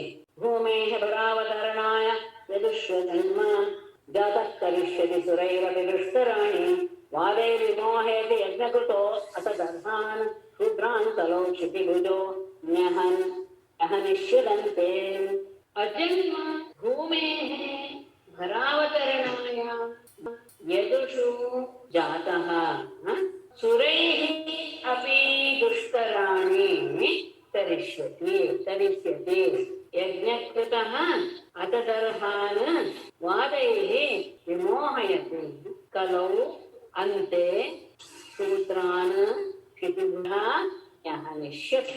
ಅಜನ್ಮ ಜನ್ಮರಹಿತನಾದಂತಹ ಈ ಪರಮಾತ್ಮನು ಭೂಮಿಯ ಭರಾವತರಣಯ ಭಾರವನ್ನ ಕಡಿಮೆ ಮಾಡುವುದಕ್ಕೋಸ್ಕರ ಯದುಷು ಜಾತಃ ಯದು ವಂಶದಲ್ಲಿ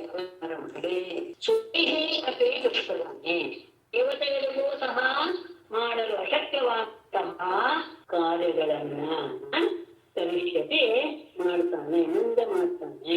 ಆಮೇಲೆ ಯಜ್ಞಕೃತಃ ಹತದರ್ಹ ಯಜ್ಞ ಮಾಡಲು ಅನರ್ಹರಾದಂತಹ ಜನರನ್ನ ವಾದಗಳಿಂದ ಅಂದ್ರೆ ಯಜ್ಞ ಮಾಡುವುದು ತಪ್ಪು ಎನ್ನುವಂತಹ ವಾದಗಳಿಂದ ಅಂದ್ರೆ ಬುದ್ಧಾವತಾರವನ್ನು ತಾಳಿ ವಿಮೋಹಕ್ಕೆ ಅವರನ್ನ ಮೋಹಗೊಳಿಸ್ತಾನೆ.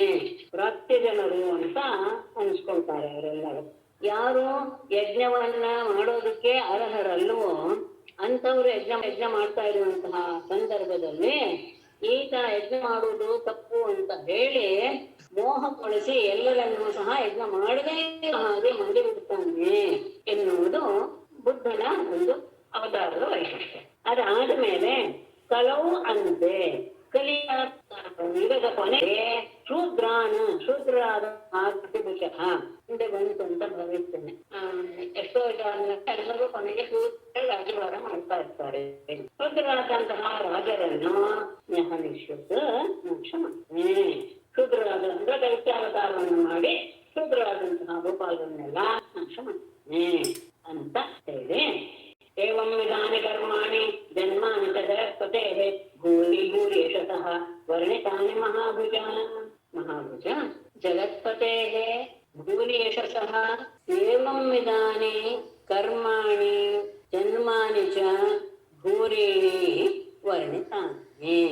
ಮಹಾಭುಜ ವಿದೇಹರಾಜನೇ, ಜಗತ್ಪತೆ ಜಗತ್ತಿಗೆ ಒಡೆಯನಾದಂತಹ ಭೂರಿ ಯಶಸ್ಸಃ ಎಲ್ಲ ರೀತಿಯ ಕೀರ್ತಿಗೂ ಸಹ ಭಕ್ತನಾದಂತಹ ಅವನ ಏವಂ ವಿಧಾನೆ ಈ ರೀತಿಯ ಅವನು ಮಾಡಿದಂತಹ ಕರ್ಮಾಣಿ ಕ್ರಿಯೆಗಳನ್ನ, ಮಹಿಮೆಗಳನ್ನ, ಚರಿತ್ರೆಗಳನ್ನ, ಜನ್ಮಾನಿ ಅವನು ಮಾಡಿದಂತಹ ಅವತಾರಗಳನ್ನು ಭೂರಿಣಿ ಅಂದ್ರೆ ಎಷ್ಟೆಷ್ಟು ಬಂದಾಗಿ ಅವನು ಮುಚ್ಚಿದನು ಅಪಾರವಾದಂತಹ ಕಾರ್ಯಗಳನ್ನು ಸಹ ವರ್ಣಿತಾನೆ ನಾನು ನಿಮಗೆ ತಿಳಿಸಿದ್ದೇನೆ.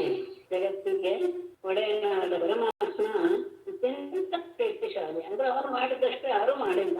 ಅಂತಹ ಭೂರಿ ಕೀರ್ತಿಯಾದಂತಹ ಪರಮಾತ್ಮ ಈ ರೀತಿಯಲ್ಲಿ ಮಾಡಿದ ಅಪಾರವಾದಂತಹ ಕೃತ್ಯಗಳನ್ನು, ಅವತಾರಗಳನ್ನು ಸಹ ನಿನಗೆ ತಿಳಿಸಿದ್ದೇನೆ. ಏವಂ ವಿಧಾನಿ ಕರ್ಮಾಣಿ ಜನ್ಮಾನಿ ಚ ಜಗತ್ಪತೆಃ ಭೂರಿ ಭೂರಿ ಯಶಸೋ ವರ್ಣಿತಾನಿ ಮಹಾಭುಜ. ಶ್ರೀಮದ್ಭಾಗವತೆ ಮಹಾಪುರಾಣೆ ಏಕಾದಶ ಸ್ಕಂಧೆ ಚತುರ್ಥೋऽಧ್ಯಾಯः. ರಾಜೋವಾಚ ಭಗವಂತಂ ಹರಿಂ ಪ್ರಾಯಃ ನ ಭಜಂತಿ ಆತ್ಮವಿತ್ತಮಾಃ ತೇಷಾಂ ಅಶಾಂತಕಾಮಾನಾಂ ಕಾನಿಷ್ಠ ಅವಿಹಿತಾತ್ಮನಾಂ ಅಂತ 8ನೆಯ ಪ್ರಶ್ನೆಯನ್ನ ರಾಜ ಕೇಳ್ತಾನೆ. ನಾರಾಯಣಂ ನಮಸ್ಕೃತ್ಯ ನರಂ ಚೈವ ನರೋತ್ತಮಂ ದೇವೀಂ ಸರಸ್ವತೀಂ ವ್ಯಾಸಂ ತತೋ ಜಯಮುದೀರಯೇತ್. ಸರ್ವೇ ಭವಂತು ಸುಖಿನಃ, ಸರ್ವೇ ಸಂತು ನಿರಾಮಯಾಃ, ಸರ್ವೇ ಭದ್ರಾಣಿ ಪಶ್ಯಂತು, ಮಾ ಕಶ್ಚಿತ್ ದುಃಖಭಾಗ್ ಭವೇತ್.